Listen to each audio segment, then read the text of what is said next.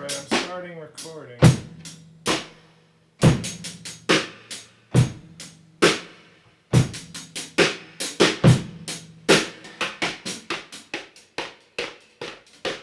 Do you want this to sing for the intro too? What? Do you want this to sing during the intro? If you want me to sing, I don't know what to say.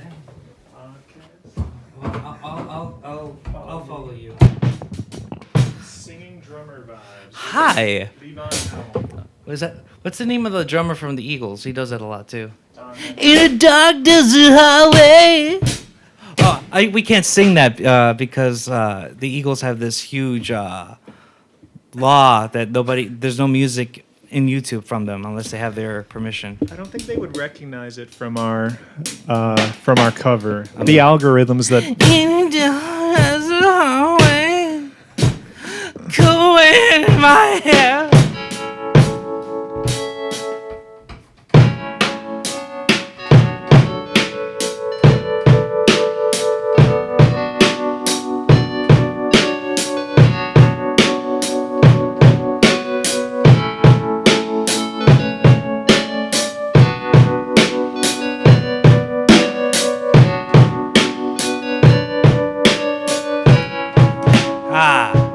It's okay. I'm still trying to figure out the keyboard.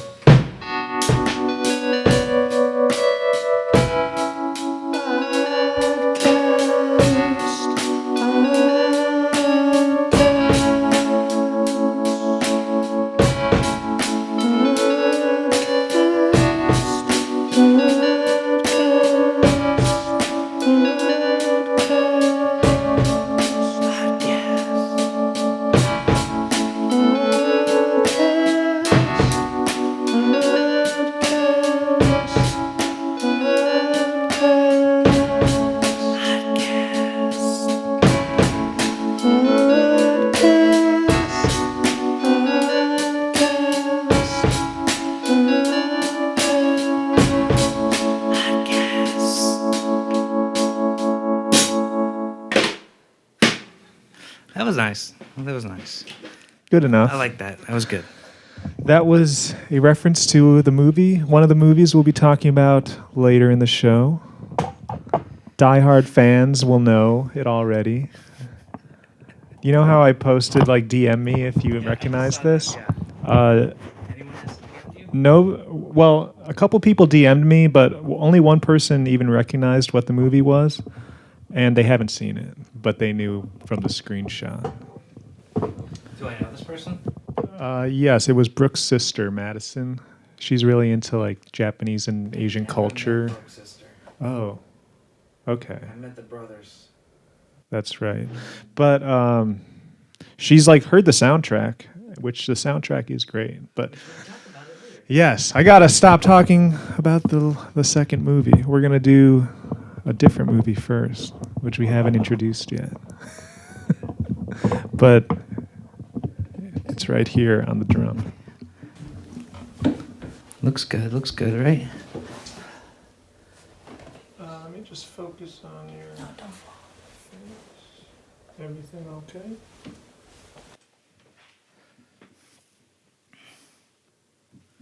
Okay. Oh, you're teasing me by putting the measurements. Forget it. Time does not exist when we do the podcast. Well, that's always been there, but it's usually like this. I just No. had it loud. No, I'm talking about the measurements on top. Yeah. Well, it's on musical grid Uh, currently, so that doesn't really tell you the time. I know. 200 and bar 240 doesn't really mean anything to I know, us. which bothers me. All right, let's take a shot. I'm the boot guy. You're the boob guy. Stick your boot between my boobs. Oh my god. Feels nice.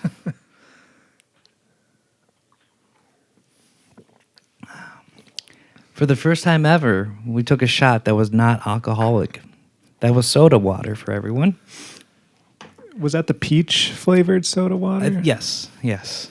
Pretty good, right? Yeah, it was nice. Sweet. It was nice. And for the beer for this episode is Revolution Brewing Coffee Eugene Coffee Porter 6.8 alcohol by volume, freshly roasted coffee and deep chocolate notes, Coffee Eugene, and obviously partly brewed only in Chicago, 12 fluid ounces. Have you been to the Revolution Brewery? No, I haven't. I've been to the Lagunitas one. I can't remember if I've been to either of them. I've been to a brewery or a couple, but they're one of the bigger ones. Yeah, when it comes to Chicago based, yeah. It smells good. Oh, I already tasted it. It tastes good too. Pretty It's not- hoppy for coffee. I was going to say the coffee flavor is very subdued. It's not a very strong coffee flavor, Yeah. which I'm happy about. I don't Yeah. really like. I like coffee, which I'm also drinking a big glass of black because you made this for us, and you're a proud black coffee drinker. Yes, I am. I always I put don't know cream if and sugar. I don't know if you know this. I'm kind of ashamed to tell you this, but in high school, I had a band that was called Black Coffee, and Nice. it was a weird band because everybody played like power pop, punk music, or the emo metal at the metalcore, and here I was with a blues band. Oh, Yeah, nice. it was not good. It was not A good. blues band Yeah. called Black Coffee. Yeah, and my sister still makes fun of me because there's a song I wrote I don't want to talk about, but she every now and then she memorizes the lyrics and just quotes it, and it's not cool. And it's You not gotta even, give us a taste of your blues band, high school blues band lyrics. Mm-mm. Did you say what the title of the song was?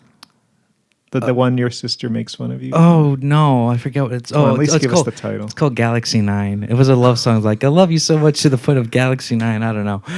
Nice. That's almost more like The Darkness or something. Yeah, I did write a song. That was not a song, a musical piece because there was no lyrics. It was just a typical like blues, shuffle, with the melody and going back and forth, and then someone playing like a solo and everything. Were you the soloist? Yeah, the it was a lead 3-piece guitarist? band. It was a 3-piece band, but the song was called "Suicidal Flowers Resting Between the Arctic Circle." The reason I got that title of that song is because there was a movie from Spain called Lovers of the Arctic Circle. I've heard of that. Yeah, it was a good title. movie, and I was like, I'll just call it this. There was no lyrics. People were confused by the title. It was like because there was no lyrics. It was just a blues song. But I like the title of it. It's a good one. These are a lot more like psychedelic titles than I was expecting for a blues band. Yeah. So you were more Jimi Hendrix psych rock. Yeah, blues. I was into Jimi Hendrix back then. Yeah. That I mean, sounds still cool. am, Is but- there any recordings or live videos of that band? I would be interested in seeing that. No. I don't know. I don't know. My brother has a CD, and I do not want to listen to it. Ooh, you gotta find it. I'll play some of my like teenage demos. Dude, you still need to give me that song from your friend. Old from Trick. Old Trick. See, he wasn't actually a friend of mine. He was Oh. part of a group of people that actually bullied me. But he was so talented as a rapper that I couldn't help but like his music. It's funny that we talk about this because this is all related towards today's conversation, like the reference of a Yes. movie, bullies, all of that stuff. But before we start talking about that, let's start introducing ourselves. Hello, everyone. This is ODcast. My name is Oscar. Do we really need to keep Dude, introducing we ourselves? just got to do it. It's part of it, man. I know. Podcasts say their names Yeah. every time. Dylan is Yeah. my name. This is episode 6. Episode 6. And this is the good first number. one too because we're not talking about music anymore today. Not anymore. For this episode, we're not talking about music or a musician. We're going to talk about movies, and we'll be discussing what movies we chose.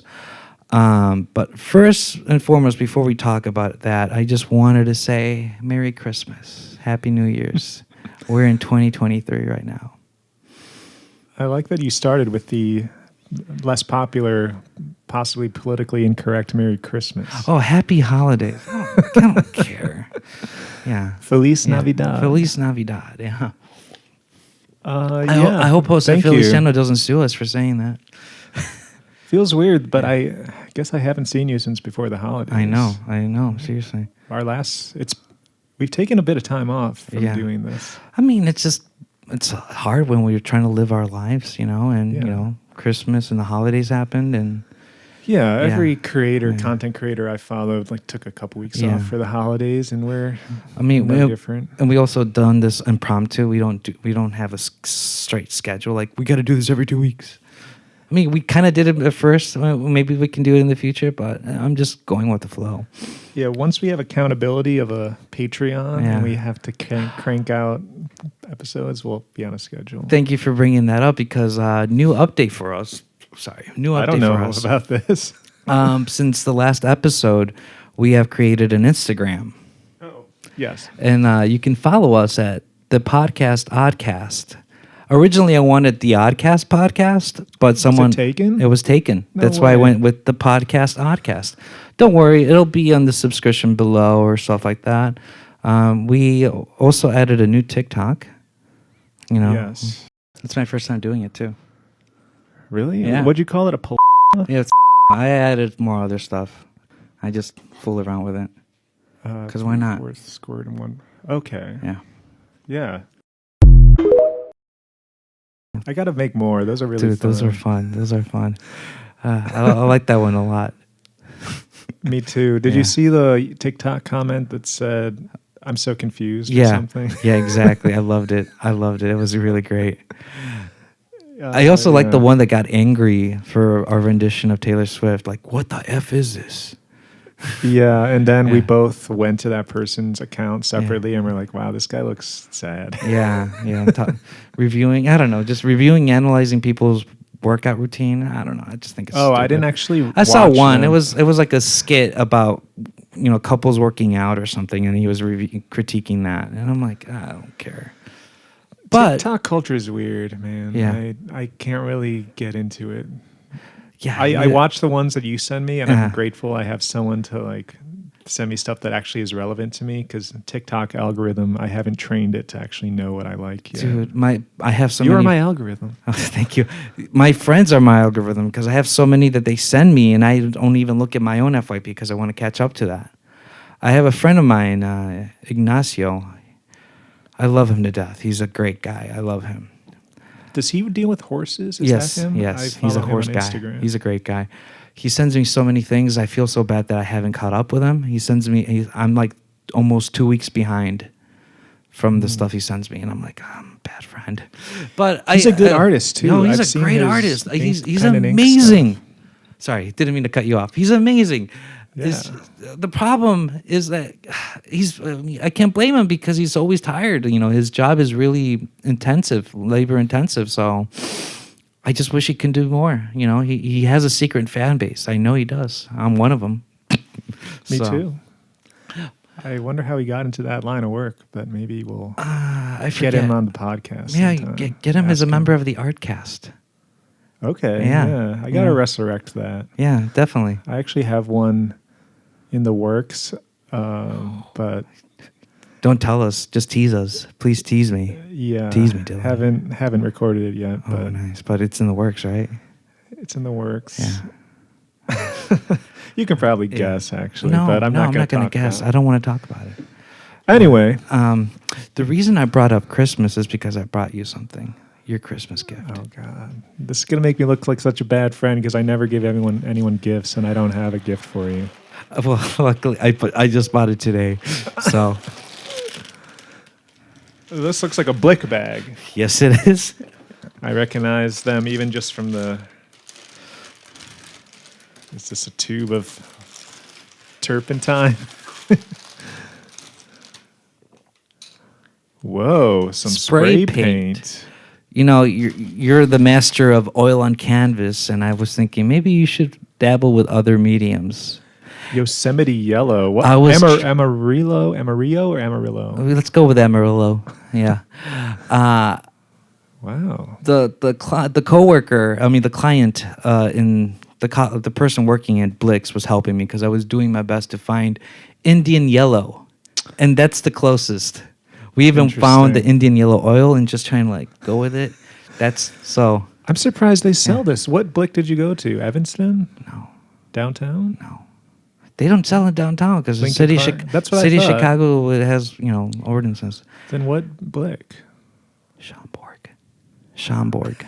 I didn't even know they had one there. Yeah, they have one there. They sell spray paint at the Yeah. Schomburg Blick. Yes. That's a good tip. Yeah, it's a good tip. Well, thank you. That's Yeah. very So thoughtful. I'm looking forward to what you're gonna do. I actually have a decent collection of spray paint that I use to paint all the guitars behind you. Yeah, I kind of figured. But I don't have this color. But have you thought of doing it with art other than guitar artwork? I really haven't, and maybe this is the incentive I need. Yes. Montana's a good brand. Like a lot of graffiti artists use it, right? Mhm. Because it's Oh. the standard. It's better than the Michaels brand, whatever that one is called. Where it has like a piece of picture of a furniture. Most of them $7, do. yeah. Rust-Oleum. Mhm. They always have like a chair. Are you a pastel guy or a neon colored guy? I go through phases, and if like you look at the guitars, I have some that are more pastel and some that are neon and sparkly. So I go through phases, and sometimes I take the old paint job off because my taste change, and then a few months later, I'm like, damn, I missed that neon, and I regret changing it to pastel. So it's not one or the other for me. It changes. Well, I'm gonna have to use this outside because I've made that mistake before, trying to spray paint in that little room. It's bad time. But I will Maybe do some get outdoor painting. maybe get yourself a little tent. Or just wait till it's a little warmer. Even a that's day a- like today would be fine. Would be nice. Yes, sunny and not windy at all. Maybe the next episode of Dylan's painting show will involve spray paint. That would be great. I was gonna say something else, but about the painting. But actually, I Ooh. don't know if we should do this now or later. Maybe this can be part of the painting episode, Okay. which I think will be separate because this is already going to be way too long with the two movies. But I have some questions that are Jesus kind of for Christ. both of us, I think, because they're about art and we both make art. Did you bring this questions up? No, these were written by one of Brooke's now former coworkers. Let's do it now. Gotcha. Let's do it now. We'll do it quick. Well, we'll just take our time. So the backstory is she wants to start making visual art, and she wants to know how to do it because she's never really. I'm sure she's drawn and painted before. I mean, perfect person to answer that is you, not me. But I think you can have answers for Okay, these two. okay. Well, you'll answer right. and then I'll answer. We'll both give our thoughts. Okay, all right. Because, Shoot. like for example, your Don Quixote painting, the first question could be, how did you come up with that? That is, how do you even decide what to paint / sketch, what your subject will be? Whatever motivates you at that moment. You know, like something. Has there been anything that an idea you had in your mind that eats you up until you have to put it out in the world? That's the thing for me, and I started doing it, and it's kind of a bad what's the word? Bad advice, because sometimes that means you're a lazy artist. Like, you only do art until it motivates you. Sometimes you have to like work on it so you can get ideas. Kind of like practicing an instrument. You know, you just practice it even if you hate it, and then boom, out of nowhere you get it. But yeah, I would say I normally like to do this. I used to back in the day use pencil, sketch it, and then go from there. But now I'm an advocate of not using pencil. I just want to use pen, even if it looks really bad. I just go with there. Go with it and go from it, because I do like how distorted it looks. Is distorted the right word, or disturbed the right word when it comes to my art? My art. They have very different Yeah. connotations. Disturbed is Yeah. a bit more dramatic. Because it's not anatomically beautiful. I'll say that. But it's interesting. Like if you compare your Taylor Swift drawing, which is very true to Taylor, very anatomically correct, to your Armin Carr drawings of like politicians and stuff, or even like the portrait you made of me. Like we don't exactly look like that. Yeah, but you know it's that. There's a character to it. Yeah. Yeah, it captures more of the essence of like Kamala Harris or somebody when you do like distorted, incorrect proportions. So that's why I love I think you're absolutely right about just going right for pen and not worrying about perfection. Yeah. I had the same realization when I decided I wasn't going to be a slave to source material for paintings and painting from photos anymore. I just figured, like, if I can't remember what it looks like and it's a little weird, that's more interesting than it being exactly a photo. Because then the painting is based on my memory of, or my attempt to create something. I like that. So yeah, I think the best advice, even though this is not the question for it, best advice is don't be perfect. Don't be perfect. Perfection is the enemy of any creativity. Anything, period. Because then it's just gonna take off all the energy you have to do the art. So it's just be in love with your flaws. All right, it's good words of advice for all things. I think, this beer is making me burp too. I think it's really burpy, fizzy. Yeah, fizzy. Yes, but all beers are. But this one's making me burp. It's like porter, and it's really hoppy, like hoppier than an IPA. I don't find it that hoppy. I actually think I prefer this one more than the one we reviewed last episode. The sugar one, the brown sugar with the dog. The dog, which was also a porter, right? Mm-hmm. Or no, it was, I forget. Pilsner, I think. I forget. Brown ale. Yeah, brown ale. It was a brown ale. You're right. You like these darker beers, don't you? I just go surprise. I just want to surprise you. That's all. You usually go for this. Kind of is similar to the porter. I mean, in the summertime, I want to get something lighter. You know. Mm-hmm. Yeah. But it's wintertime. I'm looking forward to the summer. I'm enjoying the winter. Really? Yeah. It's been very mild, except for that one weekend when it was 0 degrees. Yeah, I miss those days. And I haven't even told Brooke this. I'm a little embarrassed. Our house was freezing that weekend because, and the heater couldn't even get up past 60 degrees. Mm-hmm. We were like covering ourselves in coats and blankets inside. I thought our windows were just really drafty, but I forgot to lock that one right there, and there was a inch wide air gap. And it was just, our heat was just like escaping. The gas bill is just astronomical. Is that one of the reasons why one of your plants looked dead, because it was close to that? They all were killed. Yes. Rest in peace. It's really sad. Rest in peace, plants. So she's gonna find out when she listens to this, because I didn't want to say it. I was embarrassed. Don't worry. Next time I see her, I'll gift her one of my baby plants. Oh, that's very sweet. Just to soothe the punch. How many plants do you have? A lot. Wow. A lot. In the small studio I got. I got to see your place sometime. I still haven't been there. I guess. It's just smaller than this room. Yeah. The entire unit. There's a bathroom and a kitchen, right? Yeah. But it's all one room. It's maybe add like 5 feet more, and then boom. But yeah, okay, anywho, next question. How do you edit your work? How do you edit your work? Like edit, like visual art wise, or? Yeah. I guess it could. Yeah, these questions are more about visual art. Yeah. So these questions come from Whitney, and she is an artist. She sings and plays instruments, and she's an actor. That's her main art. So this is more about how do you start doing visual art.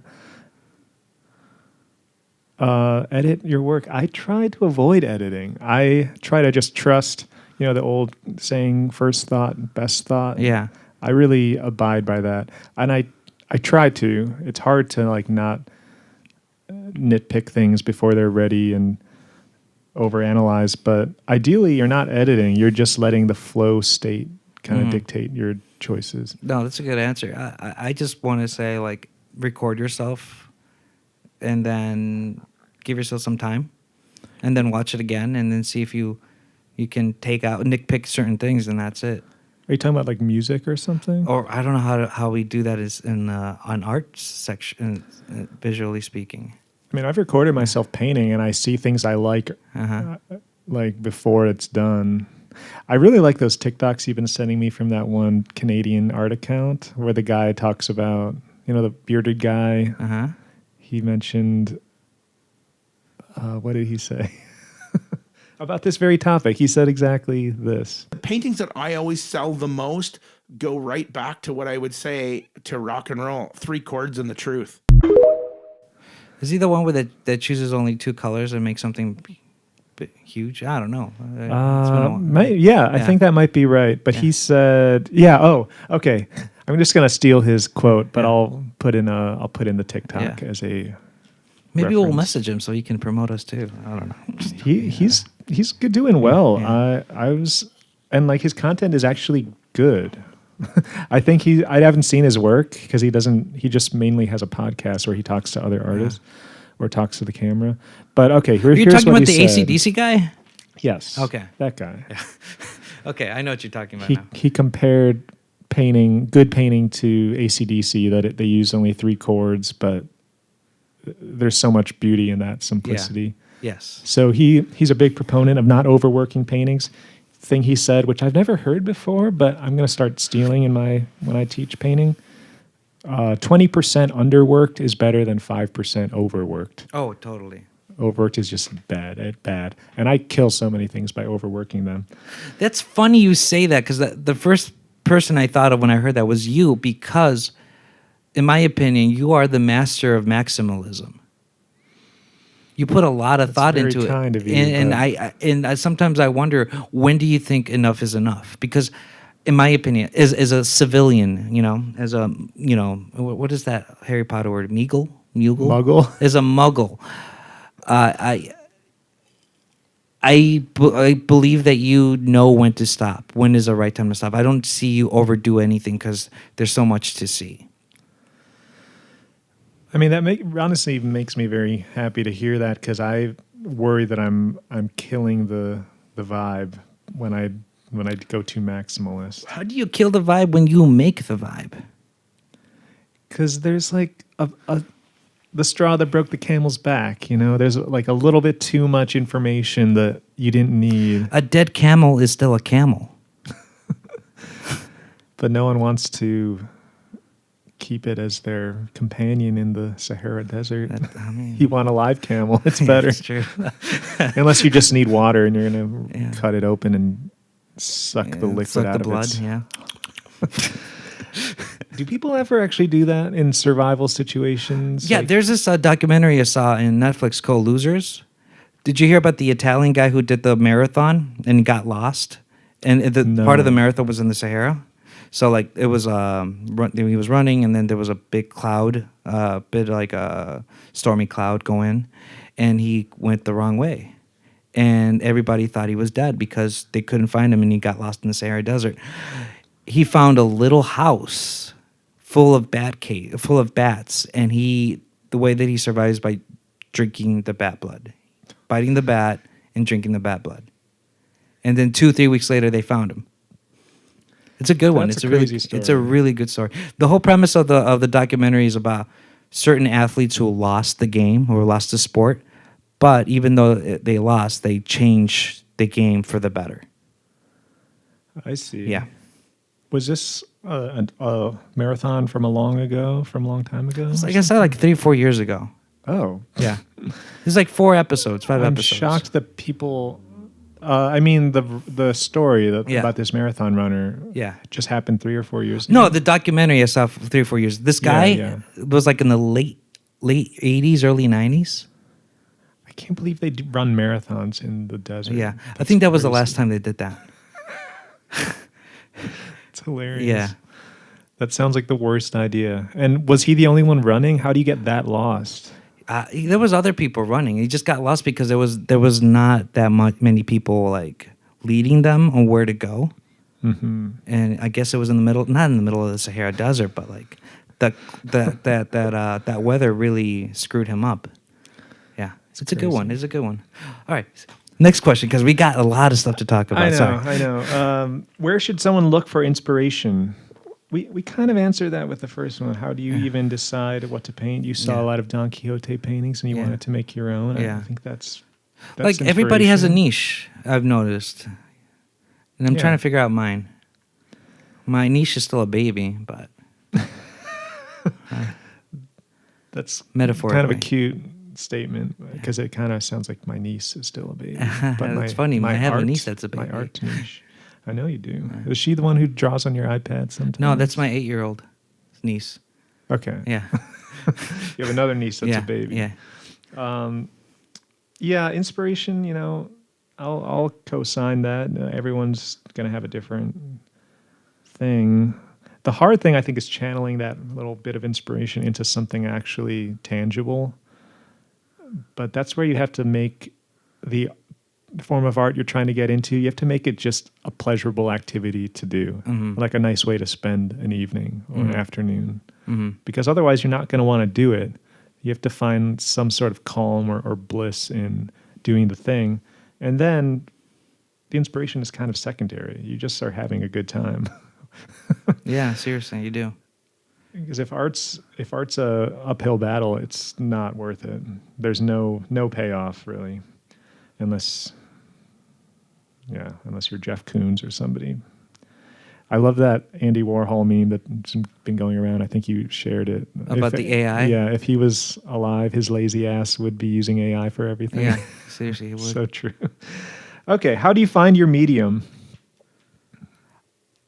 This is the last question. I don't know. My medium, I only do it because I'm just curious about it. I like I said, I don't consider myself an artist.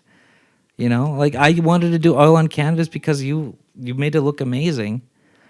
Like I've given you this compliment. What? Do you have any regrets? No, I'm still in awe of how you can manipulate paint, the colors. It's just mesmerizing. Thank you. Like I complimented you this back in 2014, that your artwork is more detailed and more in depth than a movie. Like you can definitely see a lot in just one frame compared to a movie.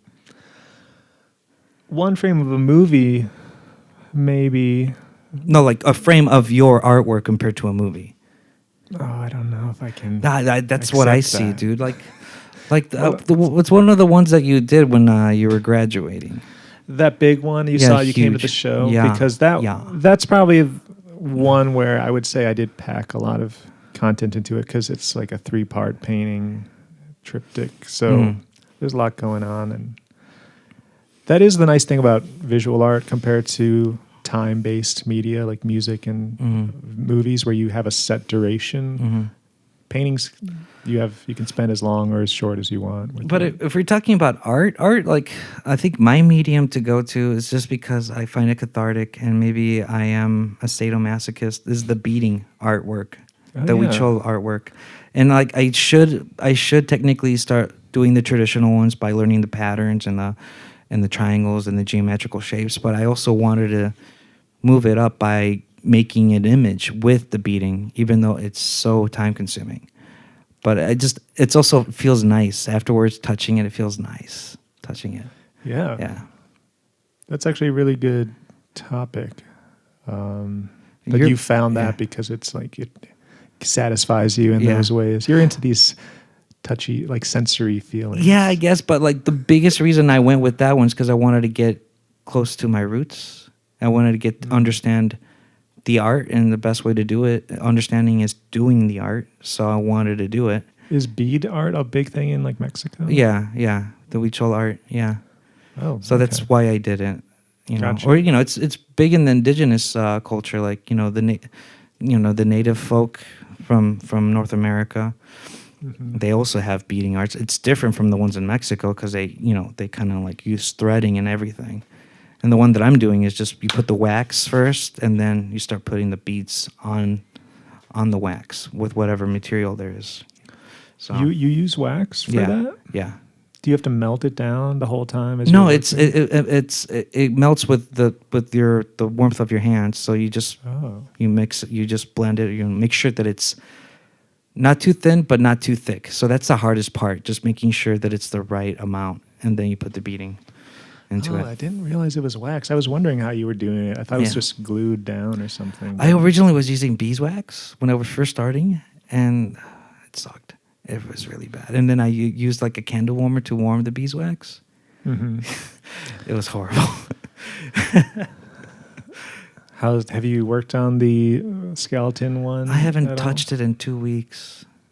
I haven't painted in 2 weeks. Because I want to finish this clown one first. Oh yeah. Yeah, I did finish a shot glass that I made for my mom for Christmas. A bead image of a shot glass. Yeah, like a shot glass, and I used the beads around it. Oh, So- that's cute. So, I bet that feels really nice to hold and feels take nice. a shot. Yeah. I should bring out my shot glasses that I bought in Mexico with the beads, Yeah. so you can see it. Oh, Yeah. so that's a thing they do in Mexico? Yeah. Beaded shot glass. Yeah.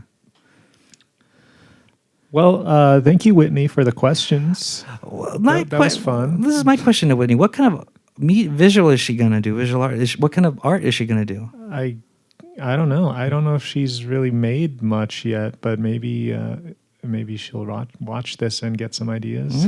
Okay. we weren't. I don't know how helpful we were. I mean, But- if it helps anyone, including Whitney or anyone out there, I think it was worth it. Yeah, I would agree. You got to try out all the mediums. That's what I would say. True. Try it out. Because you never know what is going to resonate with you, and it does. They're all different. Watercolor is so different from oil paint. Or Did you notice that there's a clan? Like, there's only oil people versus watercolor people versus acrylic people, and they don't like each other. I definitely Sometimes. experienced that tribalism in my painting classes. There's people who will just say such horrible things about acrylic painters, and then acrylic painters will say that about oil painters. Yeah. Like it gets heated. I had a critique where people were like, "Well, at least I'm not going to die of cancer when I'm 50 from oil paint." And then someone was like, they were just snapping back at each other. And was there a student that looked like Bob Ross, and he said, "Too soon, man, too soon." Do you think is that related to why he died? Mhm. Are you sure? Because there was no circulation when he was recording it. Oh fuck! Poor Bob. Yeah. I was looking this up because actually that came up in the class. Someone mentioned Bob Ross, but I looked it up and I just saw the cause of death was some vague medical term, and I didn't know it was if cancer. It was really. I mean, it was a But is medical it term, but- definitively caused by oil paint and solvents or something? Yeah, it's because you were breathing those liquids. That's a bit scary. Breathing those fumes, not the liquids. Shout out to all the oil painters out there painting in your bedrooms. Make sure your solvent's not just open the whole time, evaporating into your air. Yeah. I don't think the paint itself releases that much fumes. It's No, not at the all. paint thinner. Yes, it's the thinner that kills you. It's the thinner that kills you. There we So go. let's talk about the episode. Should I do Yeah. that thing that way you can edit from the back? Well, the thing is, we didn't say either movie title, All so we can. Well, snap. Okay, snap. You pick a movie, I pick a movie. We both talk about the movies, and the premise of the movie, the prerequisite of the movie, is that it's a movie that impacted your life. Okay. But you're going to make the argument that this movie is not even though it's not a horror film, you're making the argument that it's a horror film. So basically a non-horror horror film. Whoa. Snap again. Whoa! What the hell was that? So it's a non-horror horror film. And you chose one movie, I chose one movie. Mm-hmm. I got certain questions to ask you before we talk about the movie. First one is, what movie were you thinking when? Because in the episode you were like, I can just think of a movie now and we'll talk about it. I had no idea. You had no, because you were gonna say like you were just gonna choose one, and I'm curious what movie that was. I just really wanted to hear what yours was, and then you told me as soon as we turned off Yeah. the recording, so I didn't have to wait that long. But, Okay. My other question is, what were you thinking when I told you that? Because you looked confused, you looked angry, you looked uncomfortable. man, like, you picked up on that Yeah. because I was watching it back, and I Like I feel like I looked like I was keeping it together, but Yeah. I was a little thrown for a loop there. Yeah. So You're very perceptive. Yeah, I was just wondering. Your reaction cracked me up. I kind of wanted the audience to know the movies so that they could like, and I like that we did it this way because we got to keep the mystery going. But Yeah. I listened to a podcast where they do movie reviews like this, and they tell the audience the week in advance, and they like say like, oh, if you want to watch it along with us, this is the movie, and we'll talk about it next week or something. Uh-huh. But I don't think anyone is going to really want to watch these movies. Yeah, So. they're really obscure ones, man. Really obscure ones. Yours is very critically acclaimed and famous, Yes. actually. I didn't realize how famous it was till I Yeah. started looking it up. Yeah. And arguably speaking, so is yours. It's a cult classic. A cult movie, yeah. But okay, well, people are saying, "What the fuck is a movie?" The movie I chose is The Exterminating Angel Bye. by Luis Buñuel, released in 1962. Film location Mexico or whatever, you know. So Yeah. that was one of my questions. It is set in Mexico because I thought Yeah. it was Spain. It was set in Mexico. I see. There's a little bit of a not an argument, conversation about the setting of the movie because he originally wanted to set it in England, which we'll talk about it later. Interesting. Yeah. Huh. So is Roger Ebert just full of shit? Because I saw he Because made no, a review. Luis Buñuel is from Spain. That's the thing. I know that, but he mentioned that the movie was a metaphor for like Franco's Spain or something. Yes, that's a big portion of it. But if it's set in Mexico, that's kind of Well, the thing is, unrelated. Luis Buñuel left Spain because of Franco's dictatorship. So you know, Okay. so there's that portion. And the movie you chose is I'm nervous to pronounce it because I don't know how to pronounce There's it. many different formats I've heard on YouTube of pronouncing this movie. Oh, I didn't even go to listen to people talk about it. I'd listen closely watching the movie because a character says the name a couple times, but it's all about Lily Chou-Chou. That's how I've been saying it. Yeah. People have been saying Chou-Chou or Chou-Chou. Chow-chow. When the characters say it, it's like not an emphasized sh sound. It's like sh. It almost reminds me of the band Chou-Chou. Yeah. And I She's a wonder great if band. they are referencing this movie at all. Did you know they have a new single? No. It's a good single. I'll check it out. Yeah. I haven't listened to any of their recent stuff in a while since like Women as Lovers was the last album I bought and got really into. Chou-Chou is great. I'll say this, and this is a hill I will be happy to die on. Jamie Stewart is a great singer, better than Morrissey. And why are you comparing them? Just because they kind of look alike?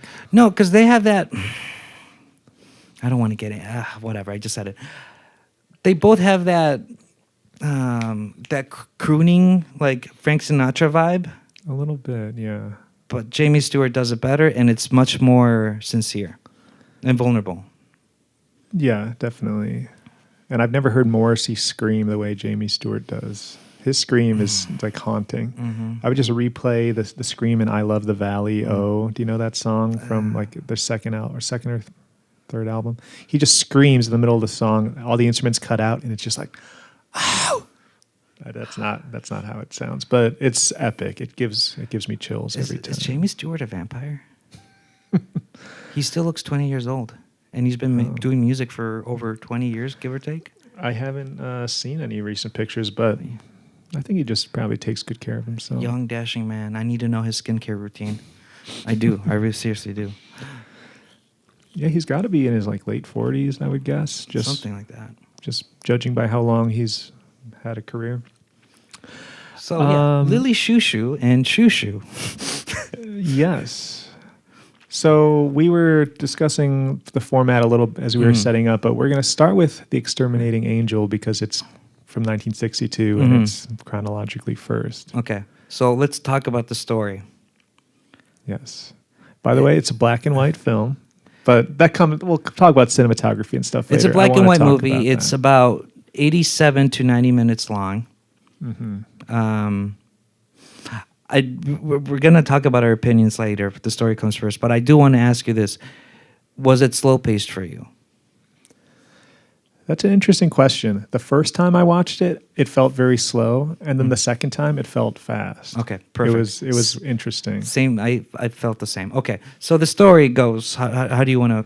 Do you want to talk about it? Then I'll. Sure, I'll take a stab at it. Yeah. Another thing we were saying is that the person who got assigned the movie will be the first to talk about it, like give opinions, but we can go back and forth about the plot. Yeah. Just so we're unbiased, giving our thoughts. Yeah. So I guess it's set in Mexico. Yeah. Are we going with that? I really, it's set in Mexico. It kind of had a Mexico vibe. Just the exterior shots looked more like Mexico than Spain. And you can also hear the tone, the Spanish. Okay. You know, they don't talk like this when they speak in Spanish. Oh yeah, I should have known. I looked up some of the actors, and they're all Mexican. They're all Mexican. There's a couple Cuban people. Yeah. It's all Latin American people. Yeah. So there's a dinner party. Uh-huh. all the servants at the start of the movie start leaving. Uh-huh. Like the doorman is the first to leave, and then all the cooks in the kitchen are just like piecing out, even though there's a bunch of guests coming, so you'd think they'd stay, but they all leave. There's It doesn't one. really say There's one why. worker that didn't leave. The main butler guy. The main butler, who was giving. He was very handsome. Yeah, tall he man. was.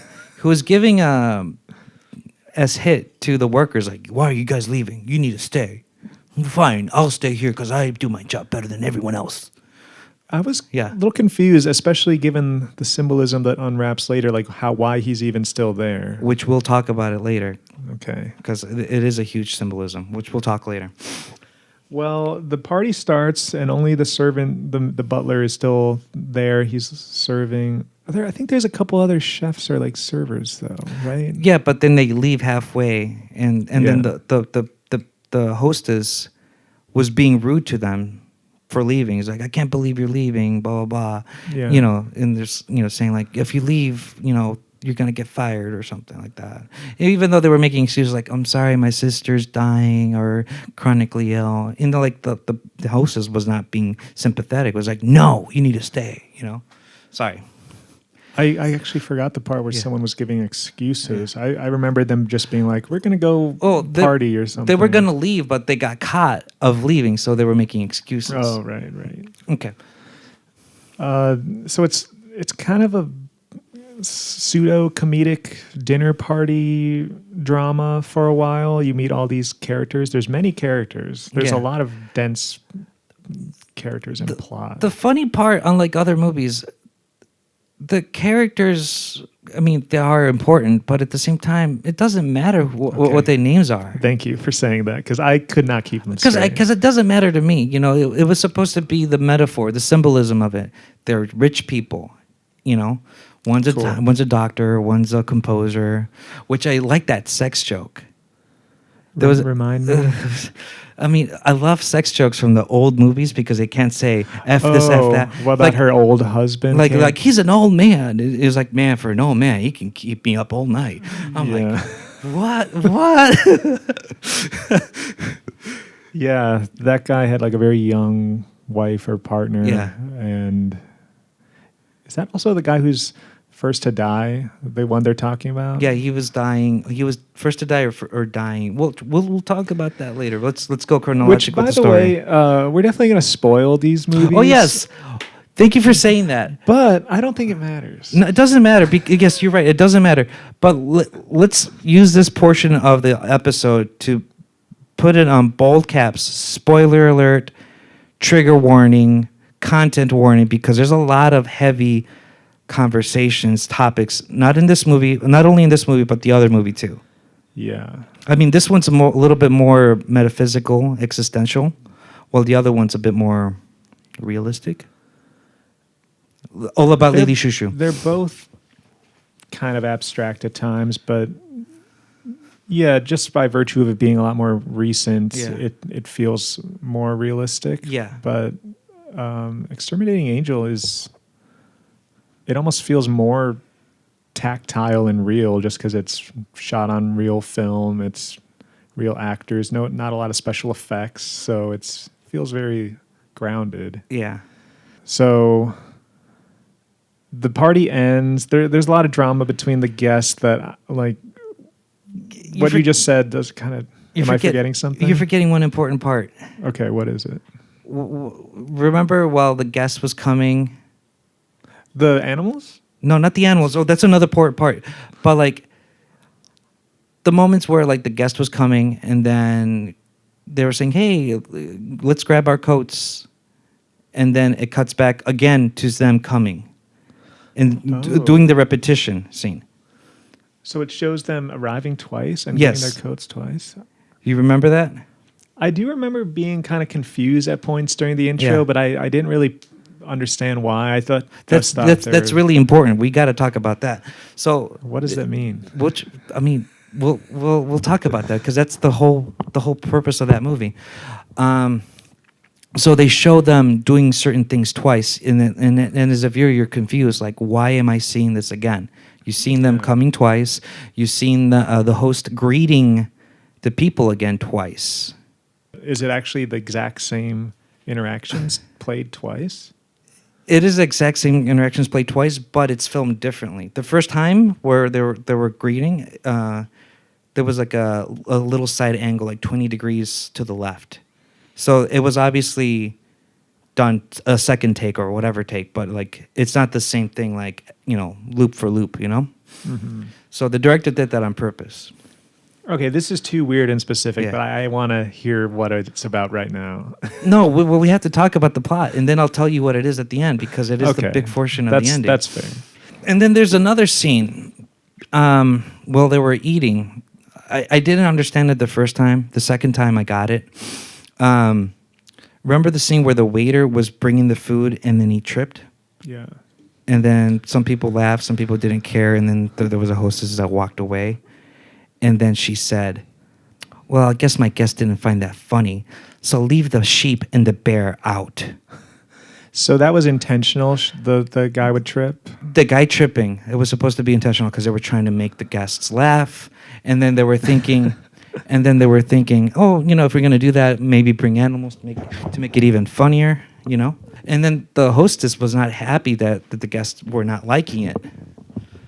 So that's another important segment, important conversation about it later. So then the show, the night was slowly ending, and then what happens? Well, instead of leaving, everyone just starts getting ready for bed on the couch. Like no one goes home, and they don't really talk about why immediately or ever. Well, it's so happy. I'm happy you said that because have you been to parties where you want to leave early but you don't want to be rude? Oh yeah. It's a tongue in cheek of that. Waiting. You're like, who's gonna leave first? Whoever leaves first, I get the fuck out. But they all want to be nice because the whole politeness thing is like a little game. I see. But no one seems too bothered by it. They all just seem happy enough to not go home. Oh, okay, wait. Before they don't leave, there's a performance, which I think is important to the plot, especially at the end. Yes. I forget her. A piano player, pianist. Yeah. She's playing piano, and I forget exactly how it happens, but she's done playing. I think they wanted her to play another piece, but she refused. Because it was getting too late. It was like 3:00 in the morning. Yeah. But then no one leaves. Yeah. And they kind of just settle in for bed. Everyone's kind of talking, having these weird conversations, and exploring different dramas and stuff. Okay, so they wake up. Yes, they wake up. Are people starting to talk about this being weird, that everyone's still there yet? Yeah, they're slowly talking about it, and they're giving their goodbyes. And then they try to leave the doorway, and then they're like... And then it's an open doorway. Like, there's nothing blocking it. They can't even leave the living room, basically. Yeah, and then the host is like, before you leave, let's eat some cold cuts and coffee. So that's where she asked the butler to get the cold cuts and the coffee, and he goes into the living room and feeds everyone. How did he even go get the coffee if he couldn't leave to go to the kitchen? No, he was in the house, and he slept in the dining room. Right, but where did the cold cuts and coffee come from? It was in the kitchen area. Because later when he has to go get some more water, he can't even leave the room to get more water. Because he got inside the living room. Once you're in, you're in. Okay. Kind of like Hotel California. Good full circle. In a dark desert highway, combing my hair. Full circle. Could this song be a metaphor? Could this movie could this movie influence Hotel California? We can talk about this later, but I think this movie has influenced a lot of movies. Oh yeah, which we'll talk about later. I can name like a handful right off the top of my head that have a similar theme. Yeah, totally. So then the butler couldn't get out. Yeah. And what's his name? Julio? It doesn't matter. I don't know their names.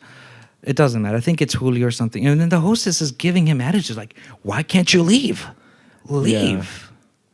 And he really is trying so hard. He goes and he gets overcome by. That's one of my favorite moments of that movie. Like that acting is so amazing. Which, how should I say this? This movie does not have any CGI, any special effects, but The hand, that's a special. Oh yes, you're right about that. We'll talk about that later.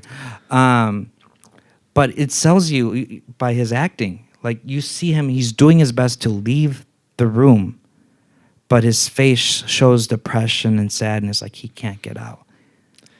He's a good actor. I looked that guy up afterwards, and his Wikipedia page is him with a huge long beard and long hair playing some biblical hero or something That's in another funny. movie. I should check that You out. can tell he was a leading man of Mexican cinema in the 50s, 60s. I'm a bad Mexican for not knowing his name. Yeah, I forget Damn, what it was. I'm but gonna get whipped for There's that. a lot of big stars in it. It seems. I think a few of the female leads are. The female leads are really important. Did you watch the interview on this? I started watching it, but it was so long that I kind of gave up. It's halfway okay. through. We'll talk about Is it that. good? Is it a good making of? Or like that? It's not really making. It does talk about it because they're basically asking the actors were also confused by this, which is funny because, like I said, it's a non-horror film. The horror of this film is also the actors feeling uncomfortable making this film.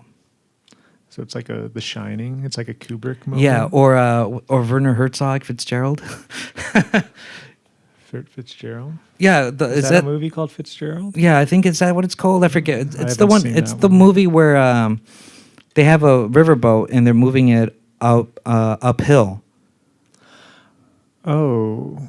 And It's then not the one in like the Andes or the no, it's Amazon or it's in the Amazon. So Oh, they made yeah. a movie about it, and then the documentary is about the making of the movie, which is the same thing, but like once Yeah. fiction was real. Oh, that's a really. I need to see that movie. Same here. I like that actor too. Or Herzog. Herzog is the director. Yeah, but The what actor, forget his name. He's a German actor. He's really aggressive. He's in the Herzog movie. Yeah, Kinski. Klaus Kinski. Yes. I know the name, Yes. but I don't know who him. he is. It's him. He's super intense, and I love it. Okay. Yeah, we went off track there. So they try to get out. They can't get out. The whole premise of the movie is them finding a way to get out. You figure out certain ways that they try to get in. I mean, to survive, which is kind of cool that the director thought of it. Like they used vases as a place to defecate themselves. Wait, vases? Vases, Yeah. vase. I don't know. Yeah, and they keep going into like these weird closets and doing Yeah. stuff. There's like, I guess they're going to the bathroom sometimes. Or going to sleep, or like the lover story. Yeah, there's people like having sex. In Yeah, there. where they somehow died by going to sleep. I was reading about it Yeah. later, and on Wikipedia it claims they killed themselves. Yeah, they killed themselves, but they never They didn't say say how. why. There is like a supply of opium that Yeah. the host Edmondo, Gave to the old man, the old composer, because he was like dying and he was in pain. So maybe they Was it OD'd. opium? I thought it was weed. It's something with opioid because they say laudanum, which Yeah. is a form of opium. Okay. Yeah, so a lot of weird stuff happens. I do want to bring this up. The first time watching this, I didn't understand it. Me neither. The portion where there was cops and everyone outside the house Oh yeah. trying to get them in. At first, I thought it was that everyone in society knew what was happening and they don't want to get in. And they want to help them, but they don't want to get in. But the second time I'm watching it, it just hit me is they can't get in.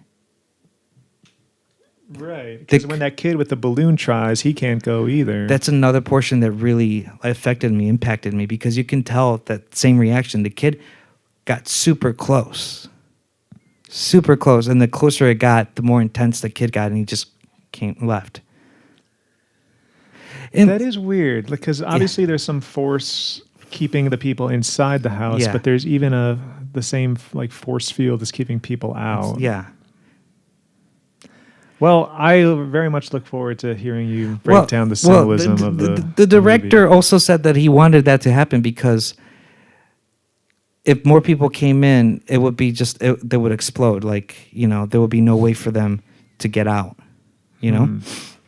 So he wanted a force field, and so in that sense. Originally, I thought it was like everybody knew what was happening. They didn't want them to be a part of it. But in reality, they didn't know what was going on. Have you also noticed that they, I wouldn't say gaslight, but they pressure other people to get in there? Like, you get in. No, you get in. Why don't you try? No, you Yeah. try. Right.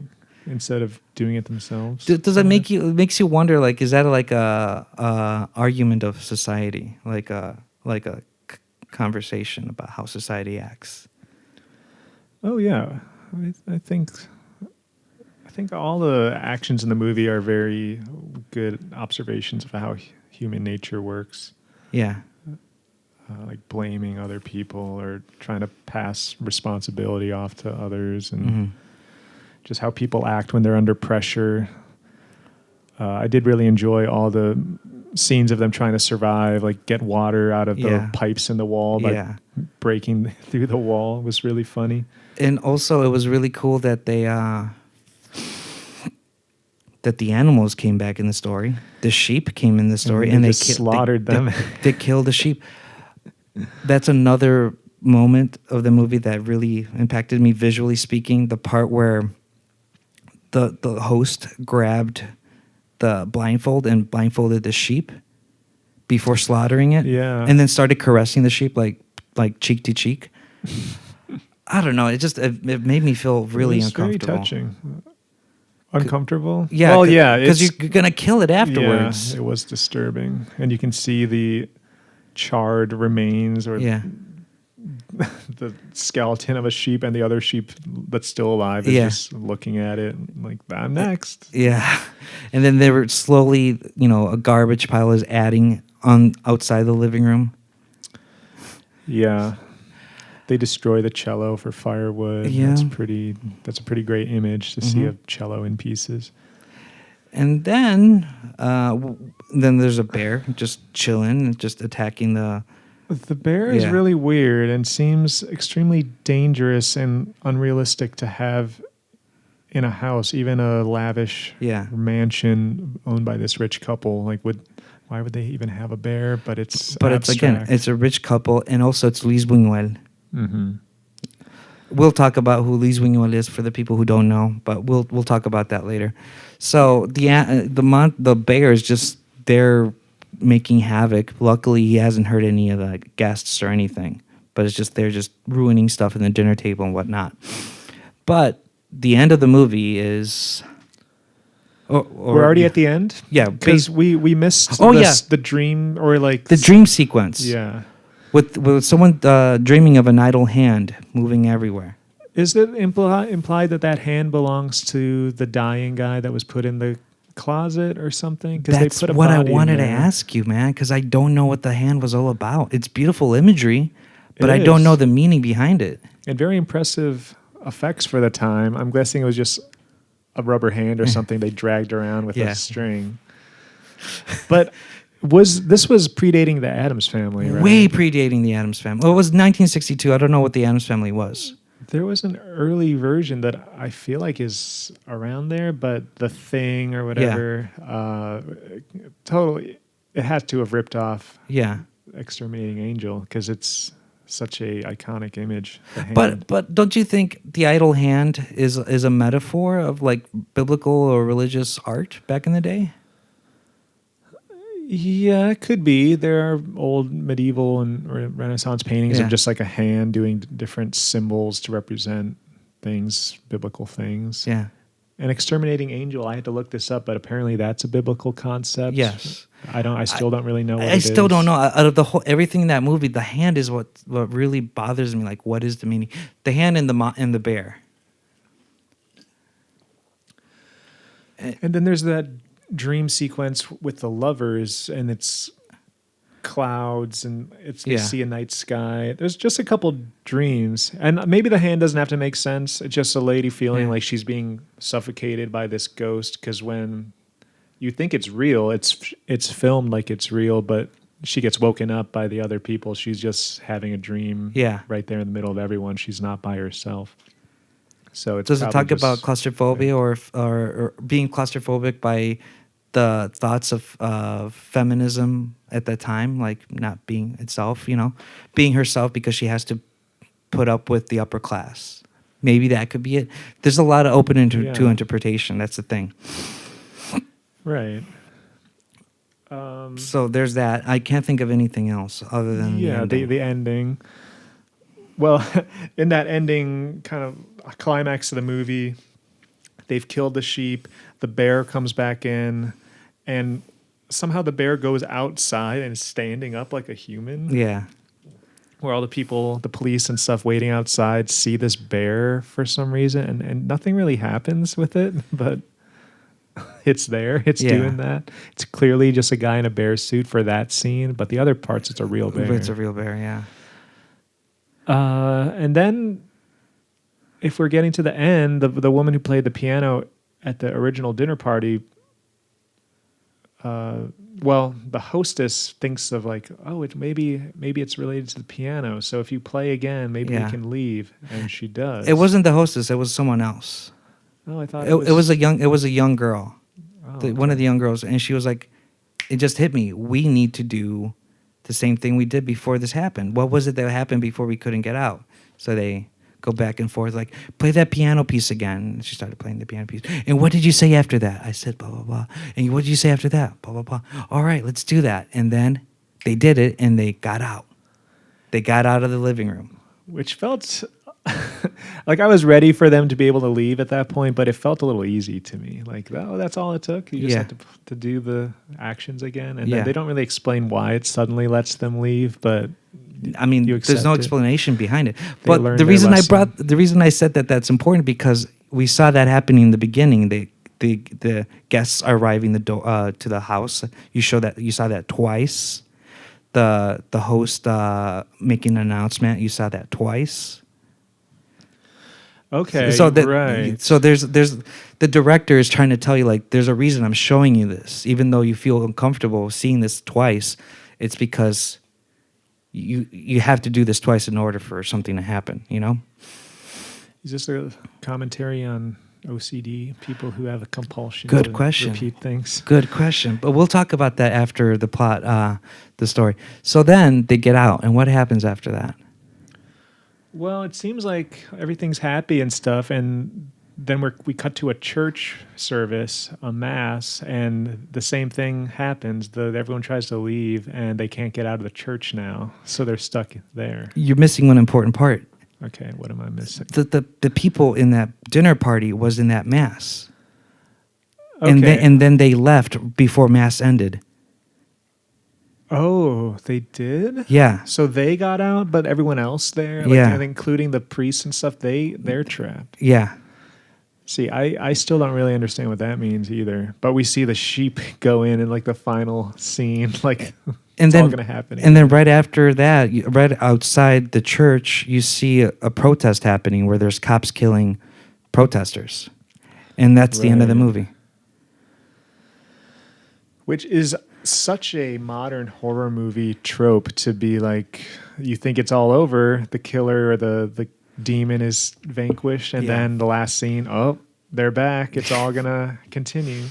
So that's the end of the movie. Oh shit! Hold on, sorry. Socks. Yeah, we I like your socks. Fun gray with mine are polar bears. You got polka dots. You want to do a little? That's nice. Okay, so that's the end of the movie. Yes. What did you think?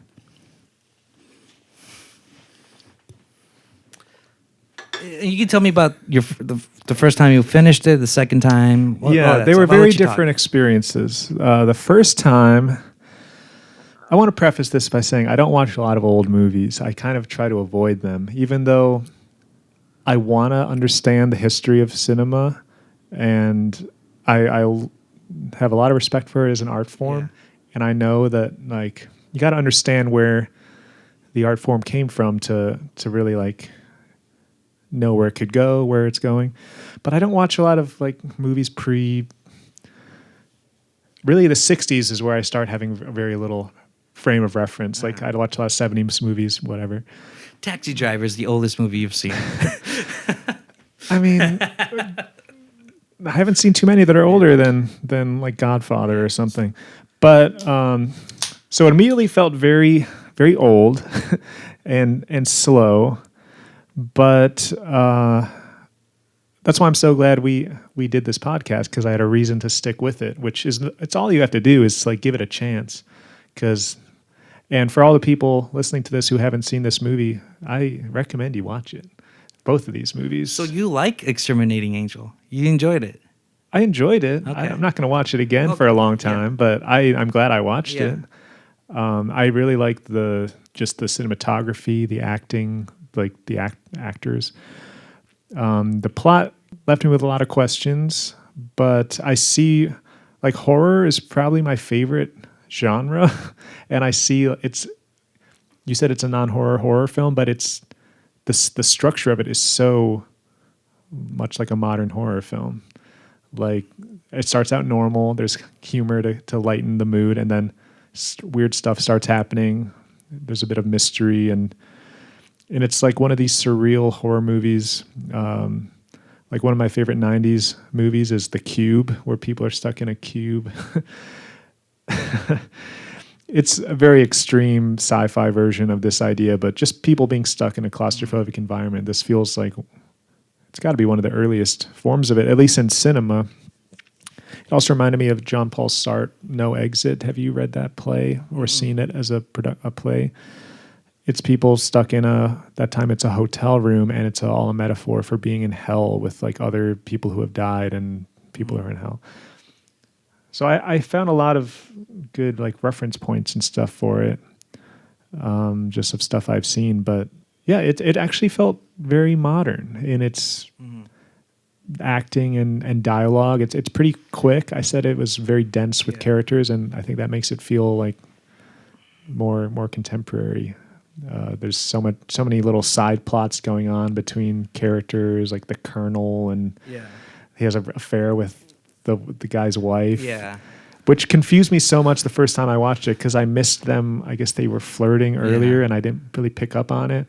But at some point, the wife is just in the arms of like the Colonel, and her husband's right there, not saying anything. They're just like swapped partners. It's really random. Yeah. Did you feel any kind of awkward? Like, did it make you feel uncomfortable watching it? Yes and no. Like, there was nothing that off-putting or unsettling about it, because I would have loved to have seen it at the time when there was no extreme horror films that I've already seen, because I bet watching that for the first time would have been pretty mind-blowing and like really take you on a existential journey. I mean, the thing is, I'm glad that you could consider this a horror film. The only argument is you wouldn't see this in the horror section. It would be more in the drama or art section. For sure. Yeah. There's nothing explicitly horror about it, but more just the overall structure of it, and definitely the ending, how it like gets you with it's happening all over again. Like, that felt like such a horror movie trope to me. And like the hand strangling the lady in the dream, that felt very horror to me. And I could tell there was a lot of social and political commentary being made, just the class system of the servants leaving and the upper class guests staying, and they're the ones that this is all happening to. So I felt like I was getting what the director was going for. Is Buñuel also the writer? Did he write it too? I didn't notice. I don't know. I think it was him and someone else, because he got inspired by a play back in the day. I wonder if it was No Exit. It could, because I know he was influenced by Sartre, so it could have been him. So I want to talk to you about the film, but I don't know what should I start talking first. Maybe talk about the movie and then Buñuel. What's your opinion of it? Oh, I think it's fantastic. I mean, the first time I saw it, I think it was okay. When did you first see it? 2 years ago. Oh, so pretty recent. Like November of 2020. Because I'm a huge Buñuel fan. We'll talk more in depth about Buñuel, but like for anybody who doesn't know who he is, he's basically like the director's director. His most famous movies, because Salvador Dali was in it, was Un Chien Andalou, the dog's antlers. Which I watched that again yesterday. 20-minute film, Yeah. a surrealist 20-minute film released in 1929, 1930 with the help of Salvador Dali that shows all these weird images. Yeah. And then I've seen another movie called Los Olvidados, The Young and the Damned, which, in my opinion, is connected to All About Lili Chou-Chou. The Young and the Damned is like the first realistic movie that talks about real life crises. What year is that? 1950, which it was about these kids hoodlums, people living in the streets and trying to survive by scamming one another and all that stuff. So it's really realistic. It was like Kids Before Kids, or All About Lili Chou-Chou before All About Lili Chou-Chou. That And sounds good. And it's directed by Lise Buñuel. But we'll talk about that later. Let's talk about the movie. This is late in his career then, right? Yeah. How long did he live after this? 1975. He was born in 1900, so he lived like in the 70s and 80s. His most recent famous movie is a French movie called The Discreet Life of the Bourgeoisie. It's the cover shows legs and a bowler hat. And it's a French movie about, again, people eating at a dining table, but the difference is people are not eating. And they're waiting for someone to give them food, but once they're about to eat, one of them gets killed. But it's not by eating the food, like someone gets shot or there's premise of the drama. He likes talking about dinner parties, if you noticed, by just me explaining. But I've only seen 3 of his movies. This one, Los Olvidados, Young and the Damned, and Un Chien Andalou, and also The Discreet Life of the Bourgeoisie. I need to rewatch it again because I saw that when I was a teenager and I thought it was stupid. But maybe Is that one in color? Is it? Yeah, it's in color. It's in color and it's French. I want to see that. I want to see both of those. I want to see the one about the kids in the street. Yeah, that one's heartbreaking. The movie. The reason Buñuel wanted to add the butler in it is the only working member of the party is because he really believes butlers are fancy at heart, the bourgeoisie at heart. They might be workers, but they think they're better than the workers because he wants to be one of them. Interesting. Yeah, he did seem a little more tied into the family and their class, which I think is represented in just the actor. He looks very like regal and like he would be an aristocrat if he wasn't a servant, basically. Yeah, how about this? Let me explain why I consider this a horror film, and then I'll tell you what I think of the symbolism of the whole thing. So, unlike horror films, this movie does not have any jump scares, does not have a monster, does not have, your typical movies to consider a horror film. However, this movie does something much more impactful than other horror films can do, which gives you that uneasy and anxious feeling afterwards. Because the reason I didn't care about it the first time I watched it, but like 3 months later, I've been still thinking about that movie, especially the ending. Because I'm thinking to myself, that people in that church, they're all gonna die.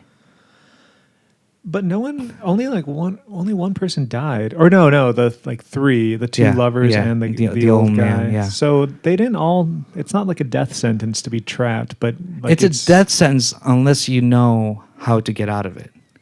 Yeah. Can I ask you, do you have to watch this with subtitles or are you able to understand fully? I'm able to understand it without it, but I watch subtitles with everything. I usually do too, but that's one thing I was wondering. Like, I wonder if you, being a native Spanish speaker, makes you like more immersed in it. I like it. I watch everything with subtitles. Everything. Yeah, but you're getting the flavor of the dialogue in a way that I just can't because I don't understand any Spanish. You get the passive aggressiveness from people and all of that. Yeah, I like that would be an amazing superpower to have, to just understand every language wouldn't that be as cool? like a native speaker. But the reason I consider this the trendsetter, the OG of horror films, this movie was the Blair Witch Project before the Blair Witch Project. This movie was The Ring before The Ring. How so? Remember in the Blair Witch Project, the campers are trying to get out of the forest, but they couldn't get out. Right. A metaphor of the fucking living room. I see. Okay, and also the Blair Witch Project, they talk about the witch all the time, but you never see the witch. What are they talking about in this that you don't? Why is it see? called the Exterminating Angel? Oh, I see. I mean, it's a metaphor of death being around the corner. You'd never see death, but there's No. something around it that it's impacting the thing. And also, the movie is really it impacted me a lot watching the end. Like to this day, I still feel uncomfortable at the ending, just like the Blair Witch Project. You feel uncomfortable at the end because you know something happened and it just ends abruptly. Mm-hmm. And the reason I consider it like The Ring is because obviously in the beginning of that movie, the workers had that thing and they had to give it to someone else. Like the hot potato thing with the ring, you have to put the videotape and give it to someone else. Oh, you think the servants? Had it and gave it to the worker, gave it to the upper class, the party, because the party had to do the same thing to the church people. Oh my God, I did not think of that. Yeah, that's why you felt the anxiety. Is like we got to get out. We got to get out. We don't have enough time. We got to get out. So you think in their own lives before the movie starts, the servants went through something like this? Yeah, exactly. And they needed to. And you also noticed it was just a small group of people, 3 or 4, like 5 people, right? And then the dinner party was 10 people.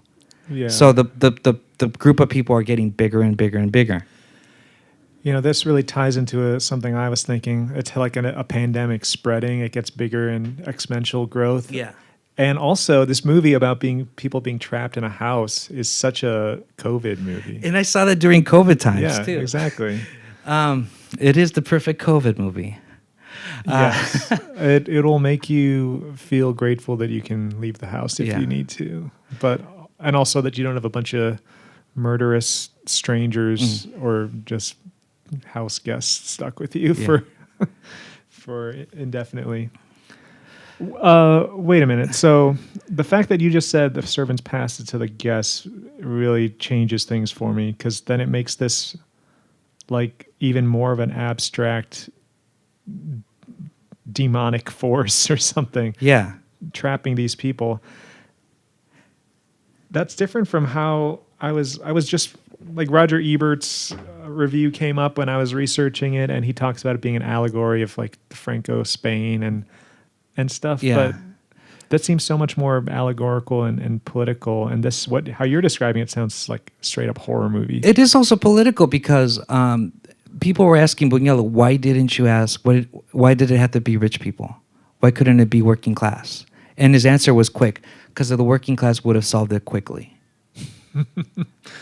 He also wanted to show, even if you're rich, you're still a fucking human being, or even better, an animal.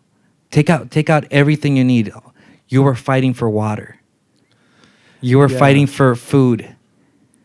That's the political statement. Being rich is just a show. In reality, you're just a human being like anyone else. So you need to show respect because that's the only way to survive.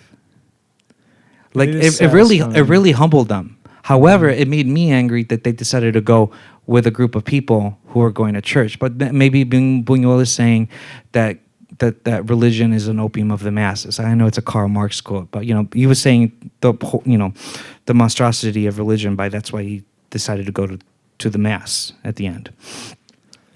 But now let's talk about Buñuel, because the more I look into his work, and I think maybe this year or next year I'm going to start watching all of his movies because it's really amazing.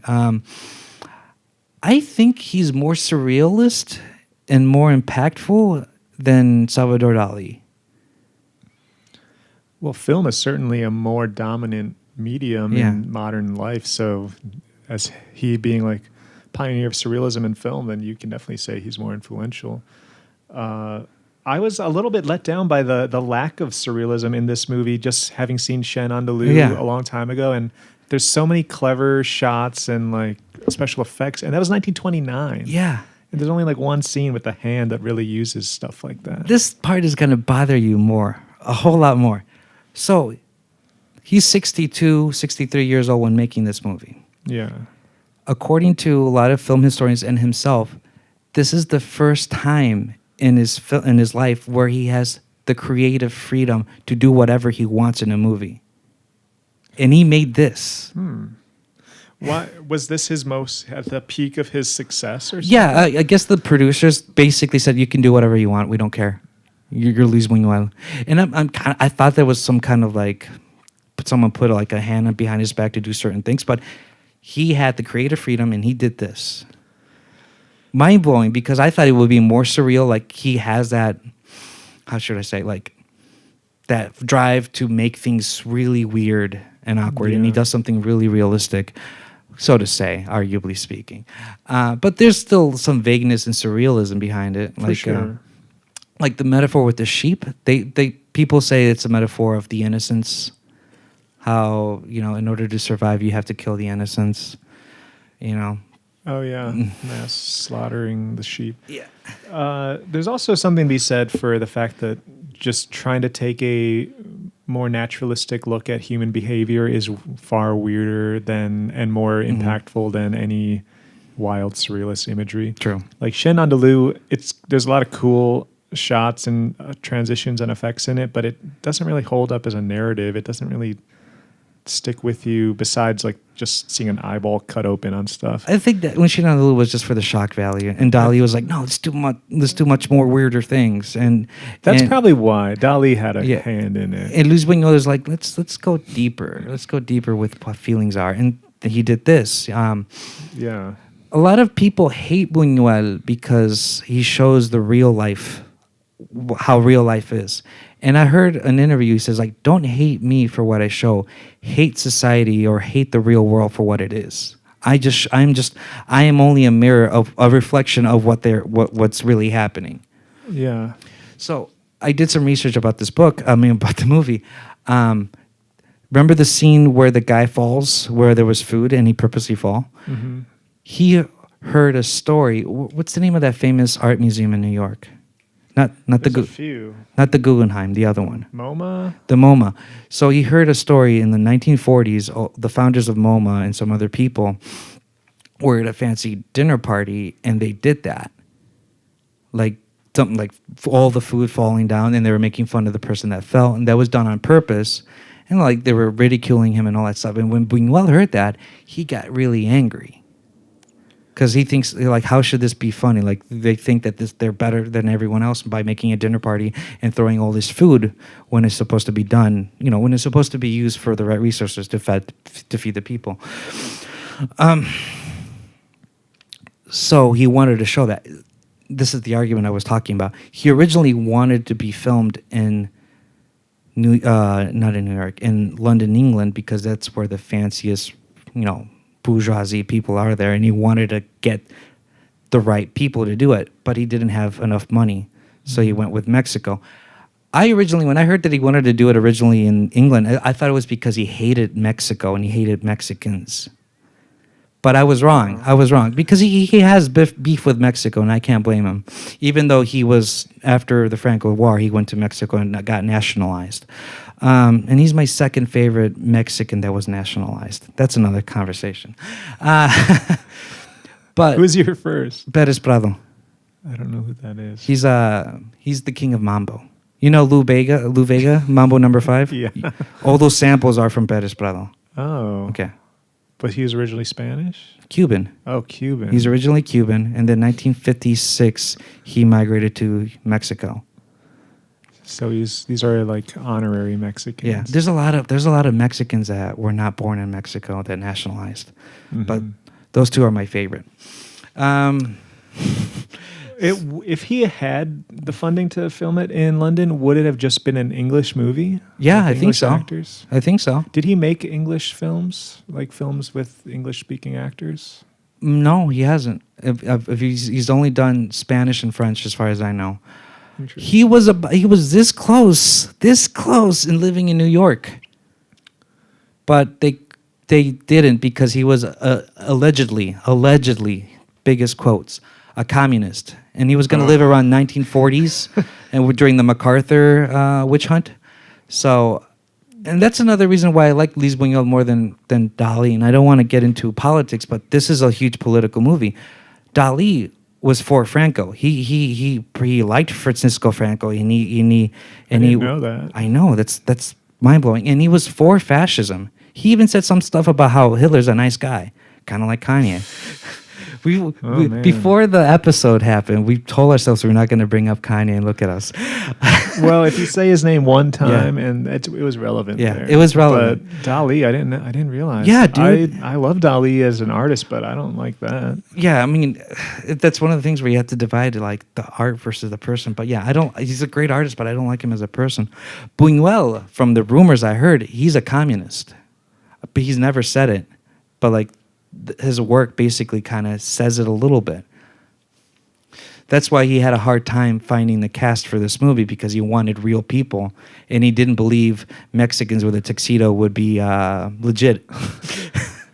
He was the writer, by the way. I was Okay. checking when we were watching, but the story is by him and another person. Yeah. So the story was a collaboration, but he was the sole. He wrote the screenplay and directed it. I haven't seen this movie, but that Woody Allen movie with the Paris one, Midnight in Paris. Yeah, that one's not very good. They referenced that. Luis Buñuel was in a cafe, and he was like, "I want to make a movie about these people not getting inside the room." Oh, So they were referencing that movie. I haven't seen it, but I heard that that's what they reference. That sounds very familiar because I remember that, and I remember like Adrian Brody plays Dali in that movie. There's a lot of these Yeah. characters. But that movie set like in the 20s, so it took him like, in Woody Allen's mind, he had this idea 40 years or so Yeah. before he actually made it. There's a lot of movies based on dinner parties and stuff. Have you heard of a new movie from this year called The Menu? I want to see it. Is it good? Have you seen it? It's yet? great. Yeah. We actually just watched it last night, It's- and it's in my list. it's incredibly similar to what you are now making me think about, like the class divide between the servants and the guests. Yeah. You should definitely watch it. Okay, I'll watch it. It has a lot of tie-ins to Yeah. this. So, the parts where you had to see things twice, Yeah. even the actors felt uncomfortable. The editors felt uncomfortable. And the actors was asking Luis, like, why am I doing this twice? Why is this happening twice? And he got annoyed. He didn't want to tell people the reason behind it. And one of the things he said to an actor is like, haven't you ever been in a room to get something and then you forgot and you walk away and you remember that you got it, what you wanted, and you come back? It's like, yeah, it's that. Oh, okay. But none of the actors acknowledge it's happening twice. Yeah. They're just no. showing It's like after the process of the movie or during the process of making the movie. Like this is like the insights. I remember that reading it, the editor was basically asking Luis Buñuel, "Are you sure you want me to put this twice?" It was like, "Yeah, do it." And like you see the editor like, I'm assuming he's sweating and like doing what he says, but I was like, I don't know, this feels uncomfortable. This is what I normally don't do. So yeah, and I could also make the argument that it's a horror film too, because it doesn't have that same flow that you normally see at a movie, especially with those things happening twice. Luis Buñuel said that there's 20 moments where he does 20 things twice. I've only remember 3 of them. That's it. Maybe he's trolling the fans by saying that, but I don't remember anything like that. I just remember it 3 times. There's probably some subtle things. But yeah, that's all I can think of. Unless you have Let me anything. get my notes out just to make Anything sure else? we talked about everything. I really enjoyed the ice swan. Uh-huh. That was a caviar dish. Do you remember that? Yeah, I drew a drawing of it. that was really cute. I really like your sheep drawing. Oh, that guy? Yeah, it was adorable. Let me just make sure. Because I had a very different interpretation of it. I thought the servants leaving set it up, the fact that the rich can't live without their help. That's a good one. That's another good interpretation. And that's why they couldn't leave. That's why they were stuck. But if it's some like contagious force that's trapping people, then that's different. That's how I see it, though. I like that it's still that open to interpretation. A 50-year-old movie, 60-year-old movie can still have wildly different interpretations. this is where I feel a little hypocritical because I'm always an advocate for the artist being able to say, I have no set meaning for this piece. It's open to interpretation. I feel strongly that is the right of the artist. But when I consume a piece of media where the artist is seeming to do that, I get upset. I'm like, pick a stance, make it more clear because I want to know. There's something kind of unsatisfying about it, feeling like even the director doesn't have a specific idea if it's too broad. And I'm sure Buñuel does have a specific meaning for this stuff, but it's like just open-ended enough that you don't know what it is. Yeah. You can't be confident that you know what it is. Yeah. I found a lot of the actresses very attractive. They were nice. Beatriz was very pretty, and the person who played the colonel's young wife was very pretty. They were pleasant to the eyes, that's for sure. And Julio, the butler, also good-looking man. Good-looking humans in this movie. Good-looking humans in this movie. I wrote down quarantine in big letters because I felt like it was kind of a quarantine movie. It is. So, what would you grade this movie? Well, I'm always biased by when I see the Rotten Tomatoes score. I find myself thinking, "Oh, that's right." And Brooke gives me a hard time about it all the time because we'll want to watch a movie and I'll look it up and it's like, "Oh, it's only a 60%. I'm not wasting my time."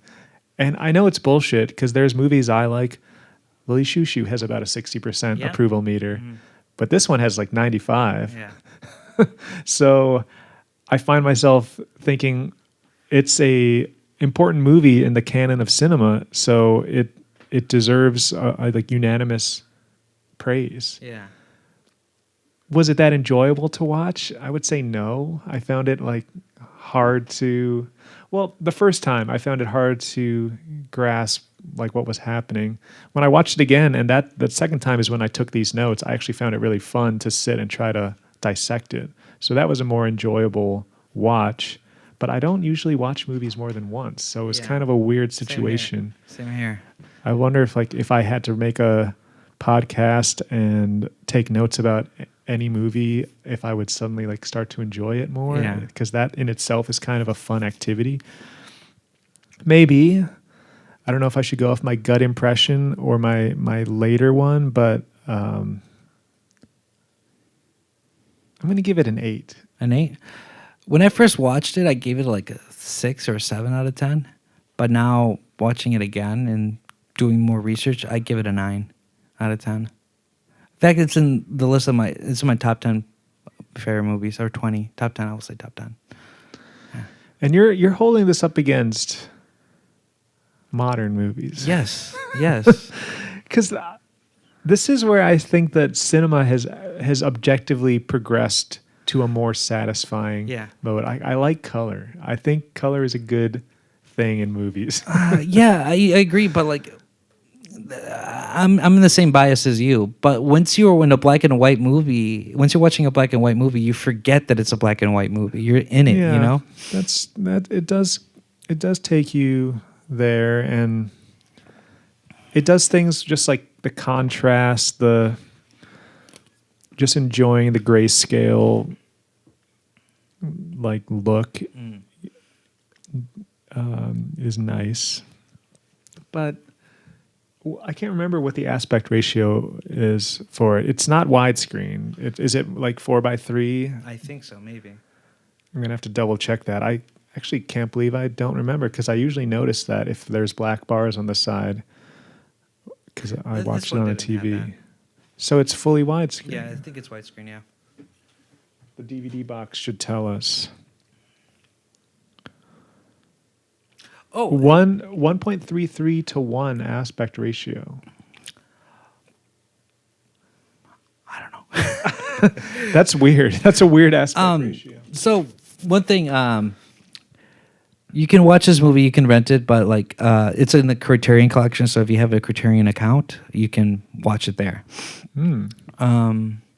So yeah, anything else before we talk about the next one? Well, what I wanted to do is after we do the second movie, we can kind of compare and contrast them. Yeah. So we'll revisit it at the end. All right, cool, perfect. Okay, so I'm going to talk about Lily Chou-Chou, the movie Dylan chose as this non-horror horror film.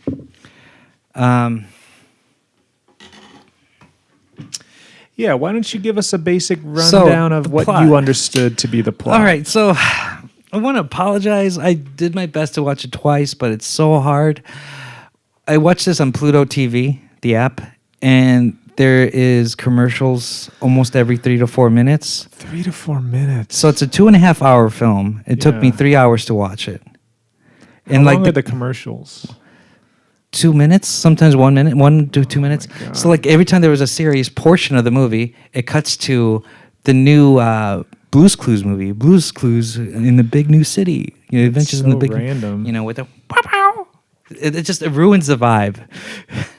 And then they talk about this other movie about this college football player that I don't know if he's mentally challenged or something, but they're trying to make it look like he can do it like an underdog movie. And I was just like, I don't want to see this. I want to watch all about Lily Chou-Chou. Yeah, that would really take me out of the moment. Dude. Especially because it's more like atmospheric movie. That it is. It's about getting into the vibe, not just. It's not like a TV show you can watch with commercials. I have so many questions to ask you about this movie. Again, trigger warning or spoiler alert, but at the same time, I'm not spoiling that much because even though I tell you what's going to happen, it doesn't ruin the movie because watching it is a different experience. Would you agree?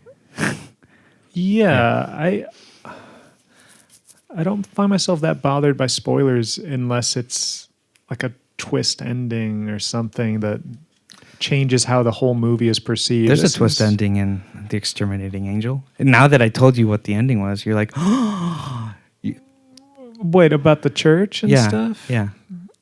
Yeah, you're kind of right, but to me, if I knew that all this before watching it, before seeing it for the first time, I think that would make me a little more excited to watch it. Like, same thing with this movie too, especially in the ending. You know. Okay. Yeah. So it's released in 2001, directed by Shunji Iwai. It's a non-linear film where you know what that means, right? Well, it doesn't go from A through C. It's like B, A, D, C. But no matter what, you still understand what's going on. To put it to give a quick summary, just the day in the life of a Japanese kid.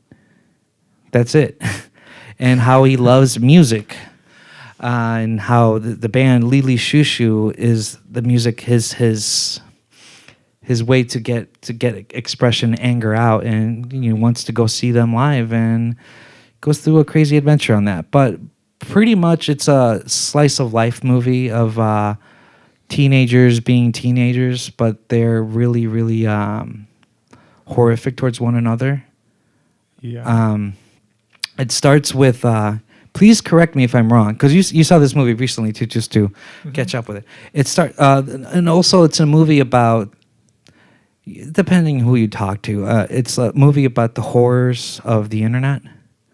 But some people say that it's not. It's a way to connect with other people, to scream into the void and to feel better about it.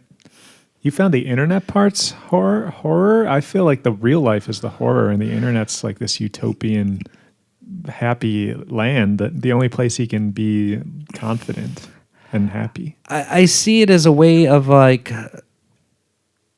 of how the future can be really hard for teenagers. So that's where I see it, like a foreshadowing of the future. That's how I see this that. This was 22 years ago, and it was already like this internet is another world that you can escape into. It's even worse now, or even more. It starts by computer texts about the artist Lily Chou-Chou, or the singer of the band Lily Chou-Chou, being born in the same time as John Lennon dying. and Yeah. how all of this is connected to the ether. And the ether is something that Lily Chou-Chou talks about a lot in their music. It's their, metaphysical meaning behind what connects everything, right? Yeah. So you get to, throughout the whole movie, there's a lot of texts.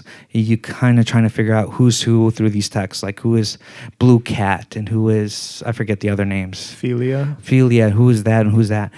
All while this is happening, unlike The Exterminating Angel, this movie has a great soundtrack. Angel doesn't Yeah, have there's no music. It's just typical like 1960s like symphony, like bum bum bum bum, especially at the ending. Yeah, what I read and I couldn't remember is that there's no music at all during the scene in the house. That's kind of like pretty No bold. Country for Old Men. There's no music in that? Yeah, no soundtrack. They did that on purpose. I forgot about that. That's pretty stark. I didn't even notice. I like that movie a lot. It's a great movie. Okay, so going back, so the main. You like the soundtrack? Did you like the classical like Debussy pieces, I was or did gonna you like say the Japanese singing? My biggest question to you after I'm done with the plot is, how is this a horror film? But the reason I brought that is because I felt uncomfortable listening to Debussy. Really? Well, I love the soundtrack, but like, why are they playing it so many times? It's atmospheric. I get that, but I just felt there's moments of uncomfortability. Is that a word? Whatever. I think so. Sometimes they play it during very off-putting scenes, like people getting content warning, sexually assaulted. Yeah, exactly. Or like coerced into prostitution. Getting beaten, stuff like that. Yeah, they just keep playing Debussy's arabesque, like beautiful, lush, Claire de impressionistic Lune. chords. Satie, is it another one? They mentioned Satie, but I don't... Is that how you say it? I think so. You know how my Satie. rule is. Pronounce it. When in doubt, pronounce it in Spanish. So I say Satie. Satie. Yeah. So, you didn't think there were any horrific aspects? There are, which I do want to talk about later. Okay, so basically, it's a slice of life movie. It's a 2.5 hour film, which is another thing I'm kind of pissed off about you. I gave you a 90-minute film, and you gave me a 2.5 hour film. But I watched yours twice, which totaled 3 hours. You're right. So we Touché. spent the same amount of time. Okay. I was hoping you were going to give me something short because I know you like things short. Another question I want to ask you, how is this your favorite film? We'll talk about it later. So, ouch, I can tell you weren't a fan. What? I can tell you weren't a fan. We'll talk about it later. I don't want to talk about like the plot, so to say, but basically in the beginning of it, of the movie, the main character, Yuishi? Yeah. He's hanging out with a wrong group of people, and they're stealing stuff. And he got caught with a CD. Luckily, he got saved by one of the like a teacher or something. Mm-hmm. Told the mother, hey, check on your kid. This is not cool with your kid and all that stuff. And I like that in the aspect of like the film, in the sense that you see realism in that. Yeah. Well, the mom actually was very, like a typical Asian mother, was very upset. She like beats him in front of the PE teacher and stuff. But the nice teacher like bailed him out at the record store where he stole the CD. She's like, I'll pay for it. Yeah, exactly. She was very nice. So that was nice. You see that. Again, there's a lot of uncomfortable moments. Again, I feel like this movie was like the Japanese version of Kids. Yeah, a little bit. Because after that, the group of people were bullying Yuishi at a junkyard and made him masturbate in front of them, which was uncomfortable to watch, but that happened. And then there's other things that happen, like Yuishi fighting against the bullies, and then one of the bullies, they put him naked and they made him go in the mud. There was another kid that got basically beaten up. Is it Shusuke? No, that's the main antagonist, pretty much. Yeah. I actually forget the kid they put in the mud and they took all his clothes. He was like a bad kid himself that they just overpowered and humiliated. Not an important character, really. However, I do want to say, like, you do see a little compare and contrast of bullying compared. Sorry for using pronouns in this sense, but like male bullying versus female bullying. Because remember the female character, Kuno, was she the piano player? Yeah. How she was a great pianist and people knew she was talented, but the group of girls bully her to not play the piano. And that, Right. in my opinion, I mean, I shouldn't compare. It's really bad, but that was harder to watch than the kids getting beaten, physically beaten, or get physically being, embarrassed. Like, hey, I want to see you jack off. Like, I don't know. That was hard for me to watch because, like, you can tell that she was really hurt by that. Yeah, both sides were really rough.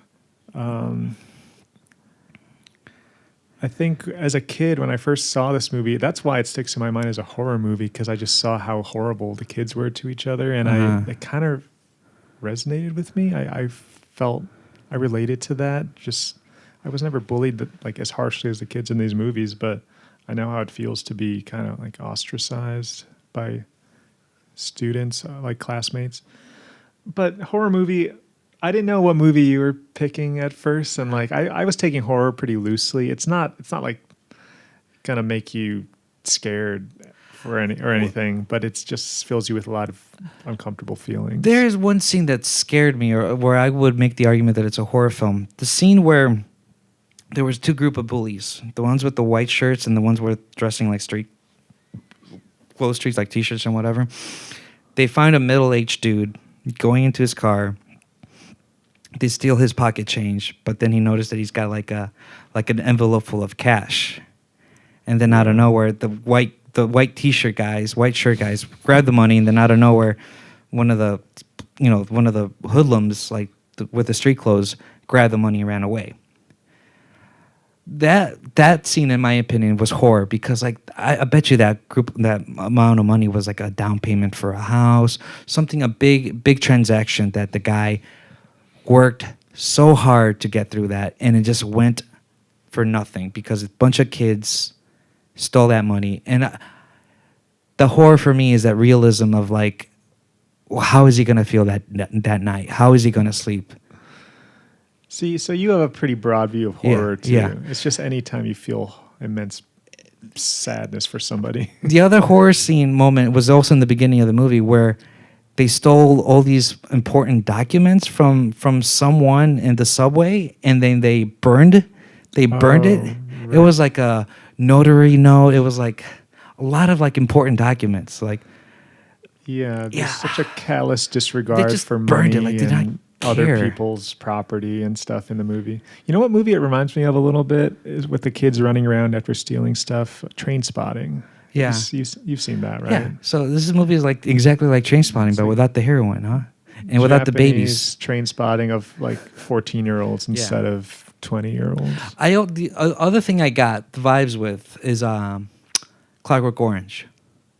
But instead of a gang, it's just a bunch of kids just doing stupid stuff, you know? There was also a rape scene. But I would say tactfully, beautiful job on, I want to say his name, that's why I don't want to insult him. Shunji Iwai. Unlike Kubrick, he showed how horrible rape can be without showing it. Yeah, I mean, it's still very uncomfortable. You hear the girl like crying and screaming, but it... Why Debussy's playing. It switches to this very low resolution handheld camera for that scene. And it's also the same camera they use. And like there's a very random middle section where they're on vacation on an island. With the money that they stole from that guy. Yeah. Right. And suddenly it's like shaky handheld camera from 2001. The rest of the movie's shot nicely with good professional equipment, but then it's suddenly like the teenagers are shooting it themselves. Which is a cool thing about the movie because it breaks the fourth wall because it made it look like it's a documentary when it's not. Yeah. So I do like those aspects a lot. I think it's pretty inventive with cinematography. Yeah. So I mean, I want to apologize for like not giving you this segment of what happens per se, but That's fine. but at the same time, it's just a slice of life. There's no, like typical storyline. It's basically talking about how the life of a certain a Japanese teenager in the early 2000s, late 1990s was, right? All while loving the music of Lily Chou-Chou. Lily Chou-Chou. You say slice of life, but you notice the headings that come up periodically. It goes through like 3 or 4 years. Yeah, He starts at- 1999, yeah. 2000, 2001. Yeah, I remember that. So you see how this kid grows up, but doesn't change that much. He remains very reserved and passive. He spends most of the movie like looking down, not saying anything. It's an interesting performance, but I think it's effective. But I also want to say that he felt like that because of the antagonist, Shusuke? Yeah. Shusuke? And he finally gets his revenge He at the end. gets his revenge, which we'll talk about later. Yeah. One of the horrific parts I feel like maybe it's the trauma of a certain person and how they're just trying to a survival mode. After those rape attacks, after being pressured through prostitution from the female characters, the females act like it's nothing. Like they say, hey, it's whatever. But deep down they're going through some heavy things, heavy emotions, but they act like nothing's happening. You mean the girls who endured the attacks? Endured the rape were like being and- blackmailed into doing stuff? Endure the rape and endure the Like prostitution. The one who was being a prostitute kills herself. When they find a girl like laying in the mud with with the blood kite, on her with the hands kite. with the Yeah, kite. yeah. That is the girl who was being a prostitute, Yeah. and apparently that's meant to be her suicide. They don't really make it clear. Yeah. That is my biggest complaint with the movie, but it could be a pro or it could be a con. They don't explain a lot of major plot Yeah. points very well. Like someone dies and they don't really tell you why or how. That's another problem I have with the movie, which we'll talk later. Is it romanticizing suicide? We'll talk about it later. I don't think so. Did you catch at the end when the movie's ending, it's wrapping up, Yuichi basically has survived this hell of the last Yeah. few years. His main antagonist, Yeah. bully, is dead. Yeah. But that shows him playing the piano in the room, and then it cuts to him. You just see his from the shoulders down behind the ceiling, like the molding on the Yeah. wall. It looks like he's hanging. Yeah, I was thinking that too. Yeah, but he was just standing on the piano bench, Yeah. and then he comes down and Yeah. walks away. Yeah. So I don't think it's romanticizing suicide at all. Oh, It's because- showing it as a reality of especially Japanese Japanese culture, yeah. youth and people. But he doesn't do that. Do you know who Emir Kusturica is? He's a Eastern European director, Slovenian or I forget which country. No, I don't. He did the movie Underground, which is one of my favorite movies. He does a lot of this movies talk a lot about suicide, but I never see it romanticized. He just shows the greediness and realness of it, like to the point that you live with shame and guilt all your life that you have nothing to do but kill yourself. I see that. I don't see him romanticizing this movie. There's moments where I see that because this is the reason why I'm making that argument, because before that girl kills herself, she was having a good old time, smiling, laughing, flying with the kite. And before that, wasn't she the one also pressuring? I forget. Sorry. Wasn't she blackmailing the girl to get raped? Or was she the one who was raped? I forget. Kuno and I think her name is Yeah. Tsuda. Yeah. Suda is the girl who's a prostitute.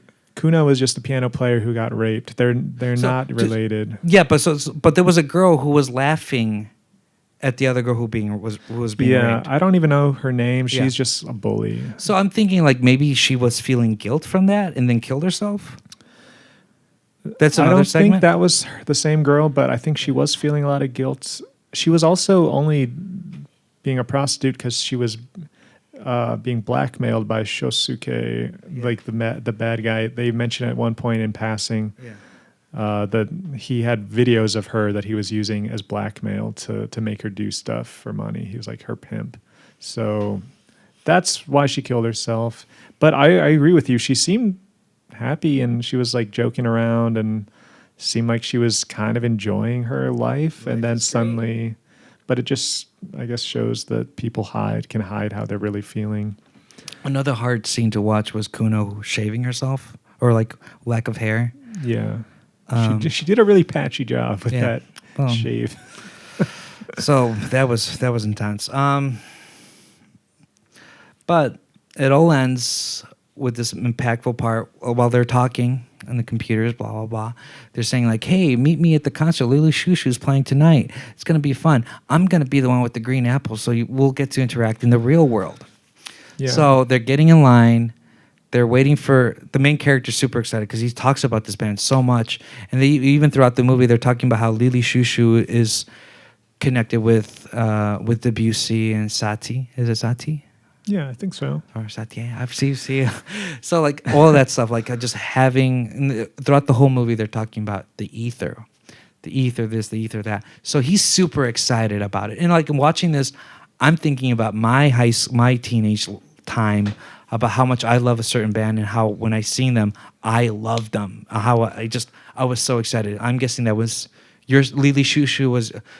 Smashing Pumpkins was your Lily Chou-Chou, I'm assuming. I could be wrong. Except I never got to see them. But I mean, in their prime, I've seen them after their reunion, and they're not the same band. But yeah, that's fair. For me, was Café Tacuba. So I sympathized with him, like how excited he was. And then his friend, who was the antagonist, says, hey, get me a drink. We're just going to take a while for us to be there. He gets him a drink, and he's inside the venue. And the main character, Yuishi, says like, I got your drink. He's like, I don't give a fuck. I got your ticket. And he throws it away. You realize that Shasuke, who threw the ticket away, that's Blue Cat. Yeah, I know. I know that was Blue Cat. I know. And Yuichi is Philia, the guy they were supposed to meet. So did he knew? I don't think he even knew. He like Blue Cat just and doesn't really even care who his online friend is. He's just like an asshole. Okay. He sees his classmate that he likes to bully and just like, screw you. You're not going to get to see this show that you've been looking forward to. So, he's hanging out outside the venue, hearing the music. And I'll give credit for this in film history. There's not that many scenes in movies that gets me angry. That scene gets me really angry. I feel the anger, and he's just there chilling. And I just feel so much anger through that.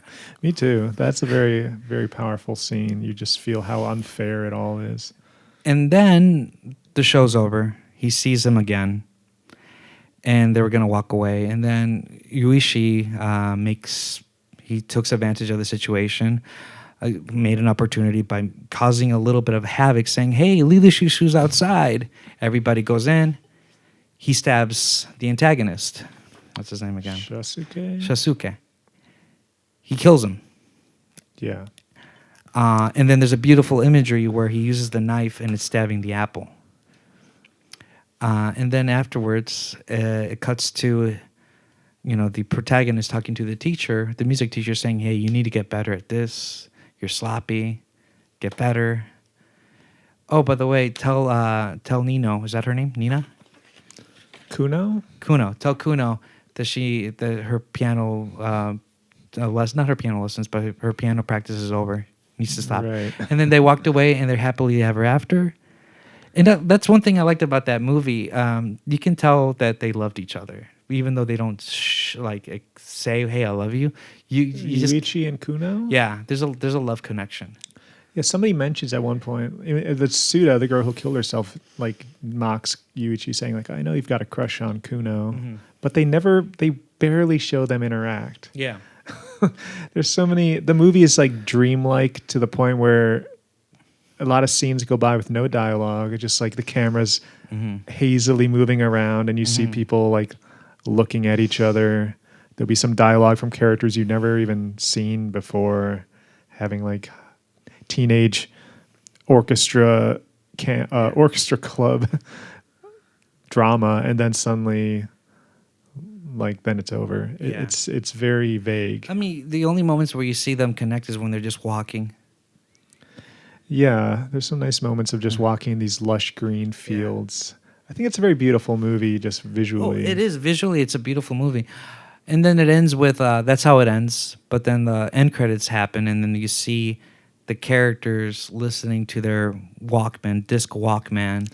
I love all the Yeah, CD players. yeah. That's such Yeah, a throwback. Yeah, it is a throwback, and that's the end of the movie.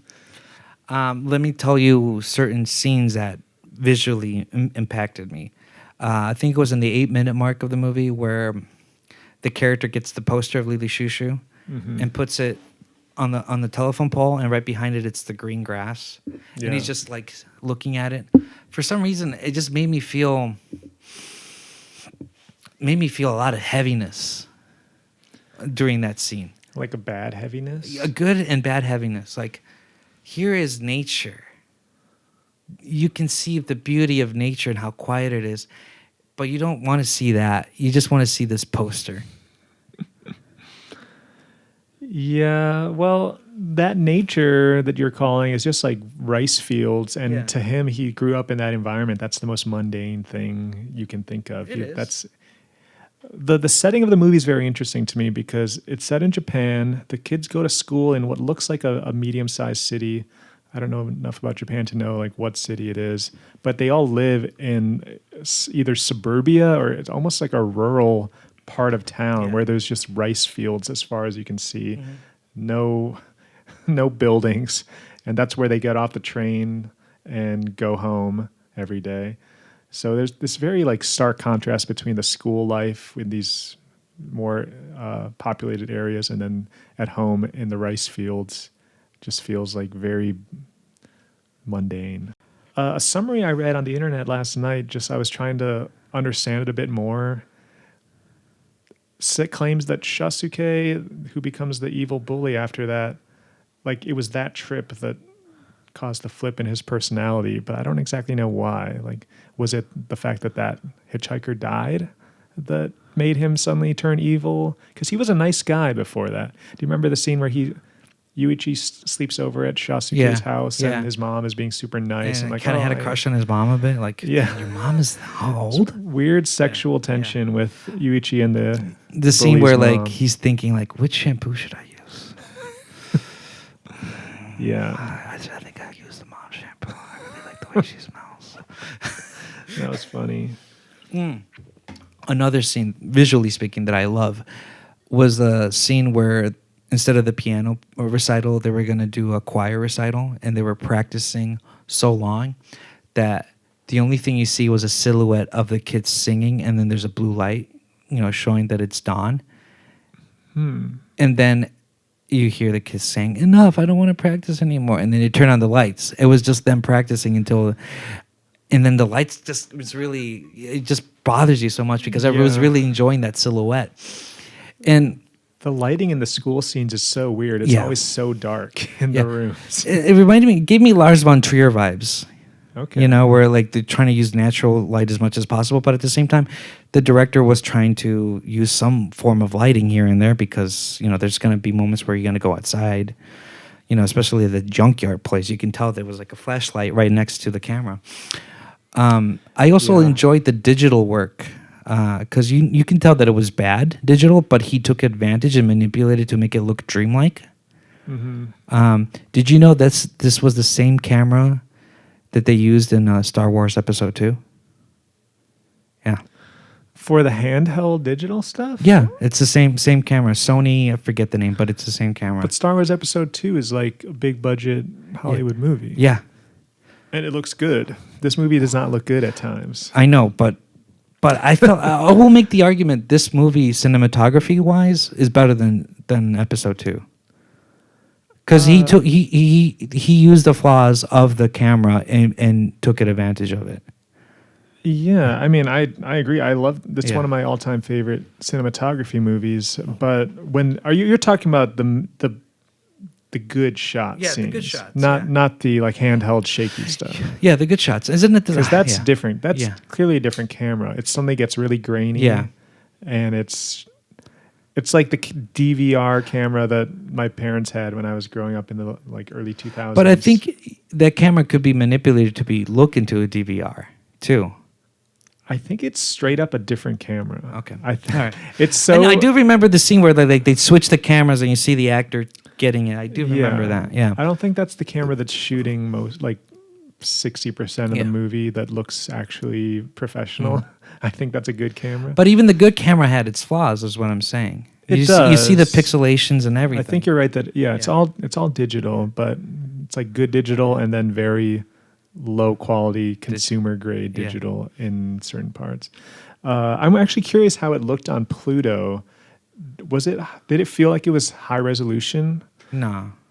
Like even like the green grass field scenes where it's like supposed to look good. Did it still look bad? It just looked like I was watching the hill in the Microsoft XP background, you know? I mean, it looked good, but it's not like good, you know? I'll have to show you after this the version I've been watching. I ripped it off of a DVD I got from the public library, and it was a DVD copy. Was it the Chicago Public Library? Yeah. Okay. It was like it's like 720p. I think that's all DVDs are. Oh wow. Okay. It looks decent, but it's not 1080, and I wonder if the version you watched, despite the commercials, you might have been actually higher quality. Maybe. And I might have to watch it again with commercials just to experience this with. I feel Blues, like that Blues Clues Big Adventure. The commercials right after might seeing a suicide scene, I see Blues Clues. I feel like the commercials might have soured your experience slightly. No, I mean, do you want me to tell you what I think of the movie? Sure. I think it was great. I think it was good.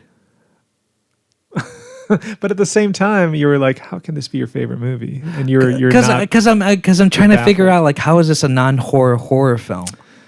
Yeah, but I'm emphasis on the non-horror. Then the horror is what kids do to each other, and how like what it's like to be going through puberty and like have a bunch of. And the horrors is what kids do to strangers, man. Imagine just working your ass off, you know, and then, you know, you walking back to work and it's 6 p.m. You cross the bridge, and then out of nowhere, as you cross that bridge, you see water coming down. And it's a bunch of kids urinating on you. Yeah, the kids. This movie. So let me give you some background. I saw this movie. I was probably 14 or 15, so about the age of the kids in the movies. And it blew my mind how depraved and evil kids in Japan are in this movie. I don't know how realistic it is, but I'm sure there's kids that are like that everywhere. But it's shocking. I agree, and I got to give credit for the director for being realistic on that, because there's a lot of things with Japan where they don't want to show realism, you know? And I do want to talk more about that, but before I say that, I want to add, I like the ending, because after looking more into it, the whole premise of the movie is how each character had a different relationship with Lily Chou-Chou. Mm-hmm. And that could be, what is the ether in this movie? And I think that is the ether, you know? How everyone connected with Lily Chou-Chou had their own different relationship, and how that affected between every character, you know? Yeah, the ether thing is super interesting because that's not something that exists in pop culture. Like fandoms around bands rarely have some like mythical, like magic substance that the fans think is the reason for the artist's success or whatever, or their artistry. But I think it's very realistic in the sense that you can imagine a pop star in 2000 having this sort of mythology around them and talking about something called the ether that links all human things, and it's where they write their songs from, and it's this beautiful utopian vision of music. The whole idea of Lily Chou-Chou as like a fictional pop star is so powerful to me. It's like that was invented by the director and the artist, the director and the writer. Yeah. And they went and got a real singer to record songs. They put out an album as Lily Chou-Chou. They made their own universe. They made their own ethos. Ether. In that sense. So I enjoyed that. I really liked that. I'm normally not a fan of digital movies, Just movies shot on digital Yeah, cameras. You can tell the difference. Yeah. You know, a lot of movies now are just digital. They just have figured they have high quality cameras. Yeah, that some are, look some aren't. You know, yeah. film. But like Tarantino is one of the few that insists on film nowadays. A lot of movies are digital. Paul Thomas Anderson is another one. Okay. But yeah, so like I mean, the beauty of digital work is that it's getting better every year. How to the long point. are you going to hold on to that bias? What? You're only going to watch movies shot on film? No, I'm not going to make it biased. I'm just saying You prefer them. I prefer film over digital, but it's the real world. There's going to be so many movies out there with digital. There's nothing else but to watch it, you know? Yeah. So I'm not going to be one of those like hipsters like, I'm sorry, I can't watch it. I need to watch 35 millimeter only. No, I can't do that. Christopher Nolan, I think, is another one. He likes shooting on his giant the 70 IMAX millimeter IMAX. Yeah, the IMAX one. Yeah. Just Christopher Nolan. Come on, dude. I don't want to talk about him. But going back to the movie, all about Lily Chou-Chou, are you a huge Neon Genesis Evangelion fan? I don't really watch any anime. Oh, it's a fantastic one because that's the first thing I thought of when I saw that movie. It's basically as you put a Dragon Ball Z shirt. Never been into Dragon Ball Z. I got this at the thrift store and I was like, "That's a cool hoodie. I'm going to buy that." It looks warm. Feels warm. It's not warm, but it's very smooth and silky. Have you noticed the metaphor in this podcast? You chose a Japanese movie and you're wearing Japanese clothing. Yes. I chose a Mexican movie and I wore a Mexican clothing. And we didn't even talk about what we were wearing. Kind of like the sock thing. Well, you did wear a Mexican soccer jersey. Yeah, just another one. Different last one. time too. Yeah. Or the one before that. Two episodes. Yeah. Because of the World Cup. That's the yes, reason. which... Congratulations, Argentina. Yeah, congratulations. Let's change the subject. But anyways, Neon Genesis Evangelion also talk about not bullying, but the depression of a teenager in Japan. And they also dress like Shunji with the blue pants or black pants and a white shirt. What are Shunji? Shinji's a character of Neon Genesis Evangelion. Oh. So, granted, that's the normal uniform in school. But like that's one metaphor I noticed, and then later on I found out that Shunji, the director, is friends with the creator of Neon Genesis, Hideaki Anno. So I think it's a little tongue in cheek there of helping one another, and that's another reason why I think this movie is also like a movie's movie kind of thing, like a filmmaker's film, because people like. Did you know that Quentin Tarantino used some of the music in Kill Bill? Yeah, I saw that. I never noticed it when I watched Kill Bill in the past, but I saw that this week. So little things like that, The director of this movie, because you talked a bit about Buñuel. Let's give what's his name again? Look it up.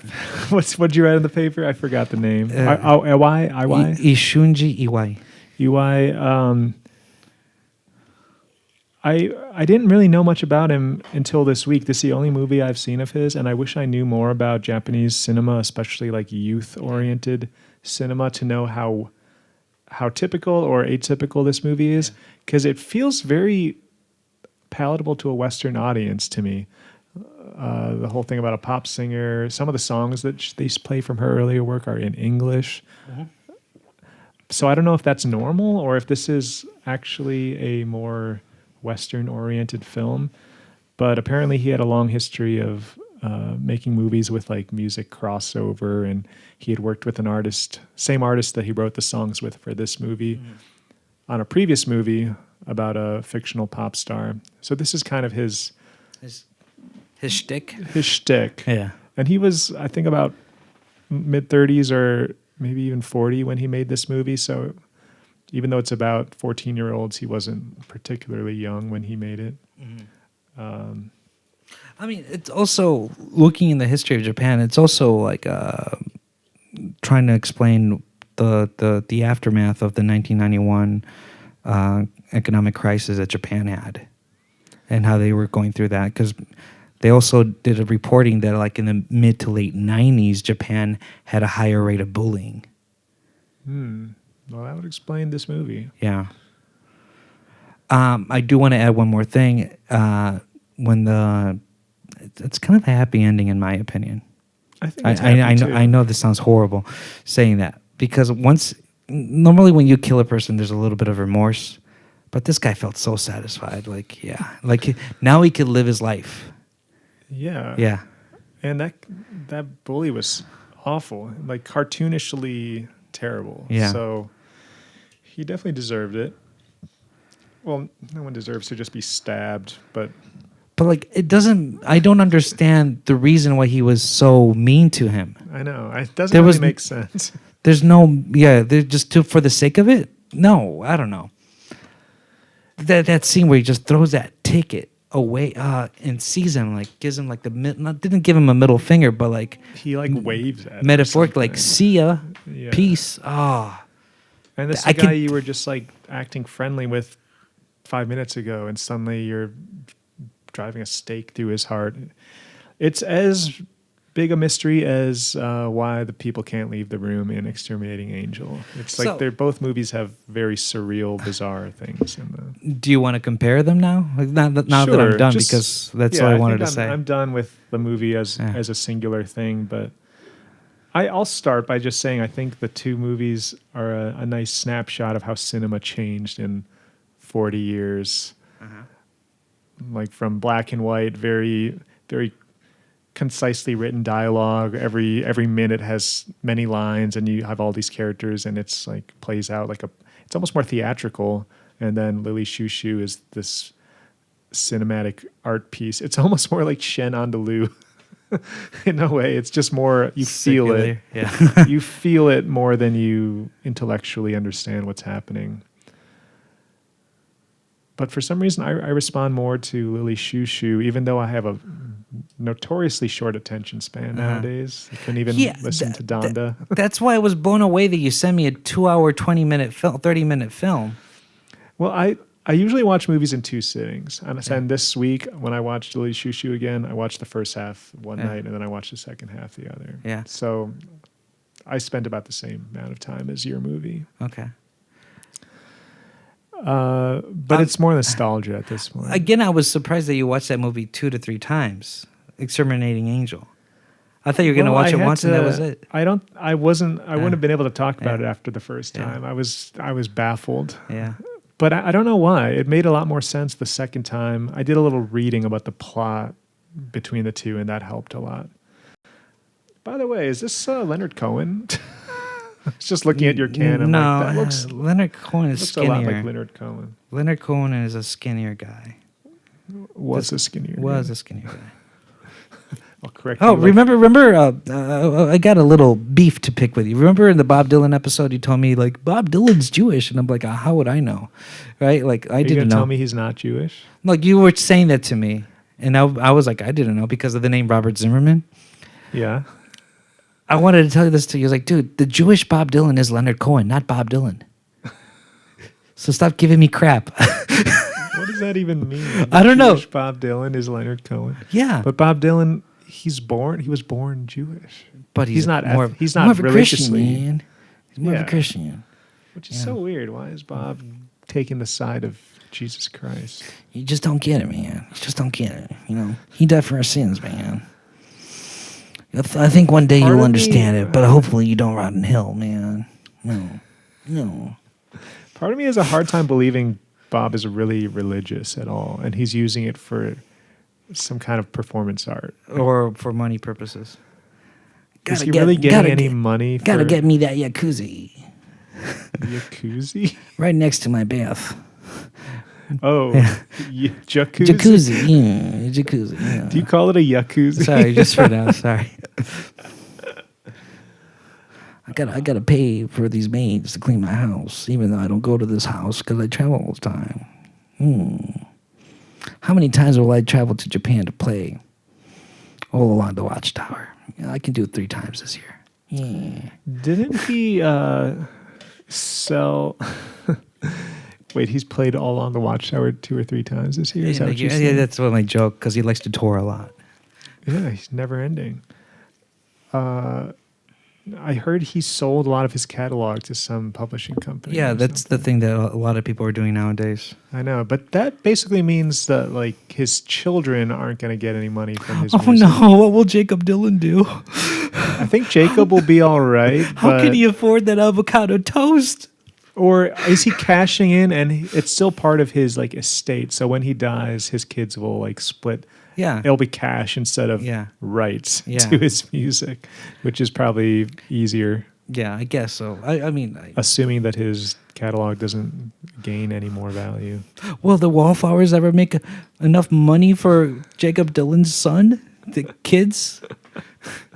The Wallflowers, We will figure that out. you know, I will occasionally put on the Wallflowers album, Bringing Down the Horse. That's the one with one headlight on it. Why do you like to torture yourself? I think it's a good country rock album. But then again, you love Santana with Rob Thomas. So I think I guess we agree to disagree Speaking on of that. which, I think I know what our next topic is going to be. But let's wrap this up Okay, first. let's wrap this up. Okay, so I think that's it. Yeah, I think so. That was episode 6. Wow. We did it. So what's going to be for episode 7, Dylan? Okay, I was between two topics. They're completely different, and whichever one I choose, I guess I'll save the other for another time. But Don't tell me both of them. Just choose one. okay, yeah, I don't want to ruin the other one. Yeah. Then let me just think. How many should we do? You're gonna list your top 5 guitarists of all time, and I'll list mine, and we'll compare them. Right now? No, on the next podcast, it'll be a guitarist podcast. Top 5 guitarists? Okay, but what are we going to do with that? Like, are we going to We'll just put our favorite compare song or their- favorite album? Just like that's the thing about guitarists, and that's why I think it's an interesting topic compared to a singer-songwriter or a band. Yeah. Like a lot of guitarists, I identify them more by their style and like how they are in a concert or a live setting. Uh-huh. Like guitarists have a voice and a tone. Like you can recognize people through their guitar playing, and I just want to know who's your favorites. You're telling me now, or you want me to tell you later? If you want, well, I've seen you recently posted an Instagram story where you listed some, so maybe put, I already put 6. know. I put 6. But- they asked me top 5, and I put 6. But But okay. no, let's save it for next time. But do you want to just do song, like favorite guitarist and their Yeah, song? Maybe we should each play a song by them, or like assign the other person a song that No. exemplifies their guitar playing. I'm asking, like, when we talk about the top favorite guitarist, are we going to choose our favorite song from that guitarist? Sure. Okay, cool. And that we're not giving each other like listen to an album kind of thing. No, because I want to leave it open to 'Cause guitarists if who that's don't the case- have a whole album. Because if that's the case, we're going to listen to 10 albums. I know that's Yeah, too much. that's too much for you. All right, that's cool. I'm kind of excited for that one. Yeah, because we've talked Yeah. about songwriting, Yeah. we've talked about bands and singers, but we haven't talked about like Guitars. guitar as an and, instrument. and get the guitar nerds. So it's a challenge though. You got to narrow it down to one song or one solo. One could Yeah. be like a live Yeah. performance that really encapsulates what you love Yeah. about their playing. It's funny because I have favorite guitarists, and then I have favorite guitar solos of all time that are not my favorite guitarists. I mean, they are, but they're not in the top 5. Well, I guess you got to make the call. If there's any solos you really like, would they be worth using one of your spots to introduce that solo? Jesus, that's a good question. All right, cool. That's a good topic. Do you have your 5 guitars? I don't. I haven't Okay, thought I about was it gonna yet. say. I'm gonna wait till, because I have to ask myself the same question. Like, what do I really value in a guitarist? All right, and this is my other question. Since we're gonna do music segments of it, am I going to cover my Am I going to play the guitar of my favorite guitarist? Oh, yeah. Or are you gonna make and I'm gonna choose for you which one to like. You'll choose the one in the top 5 of my top 5. You play one of your favorite segments and vice versa. I mean, that would be kind of a fun challenge to be assigned Yeah. to cover a guitarist that I don't necessarily identify with. But I feel like that would be too hard. I Yeah. think you should just Choose what I like, and you choose what you like. yeah. What if you we just do a mashup of styles and we try to emulate each person for 30 seconds? Okay, we'll talk about it between episode 6 and episode 7. You know. Yeah. All right. Wow. So all you guitar nerds out there, Yeah. you're in luck. You'll have a fun episode. All you non-guitar nerds Yeah. will be less excited, but we'll try to make it entertaining for you. We'll have some fun and games. Yeah. Yeah. Before we say goodbye, don't forget to like, subscribe, and leave a comment.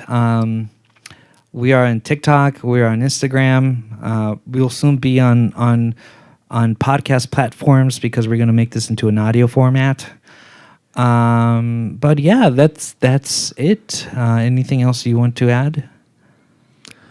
No, just thank you for watching. Yeah. Thank you for listening, and hope you keep coming back. Yeah. We've got more planned for you guys. Au revoir. Take care. Au revoir.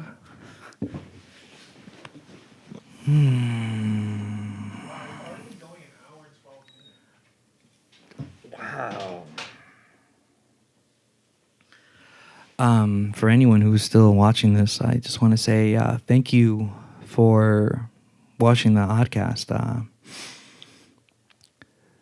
We survived 2022, and now we're in year 2023. Just want to let you guys know that I'm proud of you. This year has been really hard. Last year has been really hard, and we don't know what's going to happen this year, but, we're in for a ride, and you survived, and we're going to survive again. Be kind to yourself. Be hopeful. I don't know if I wouldn't say be hopeful, but in a world of pessimism, it's hard to be optimist, but you can find a way. There's always a way, What human civilization has taught us is during the hardest and darkest peaks of our lives or our civilization, there's hope and positivity at the end of that, the yin and the yang, so to say. So keep on trucking, as the Grateful Dead fans say. Just keep on doing the work. People are seeing that you are doing the work, and I am proud of you. Your friends are proud of you. Your family, the ones that care about you, are proud of you. So don't lose light on that, because you are worth it. You are worth it.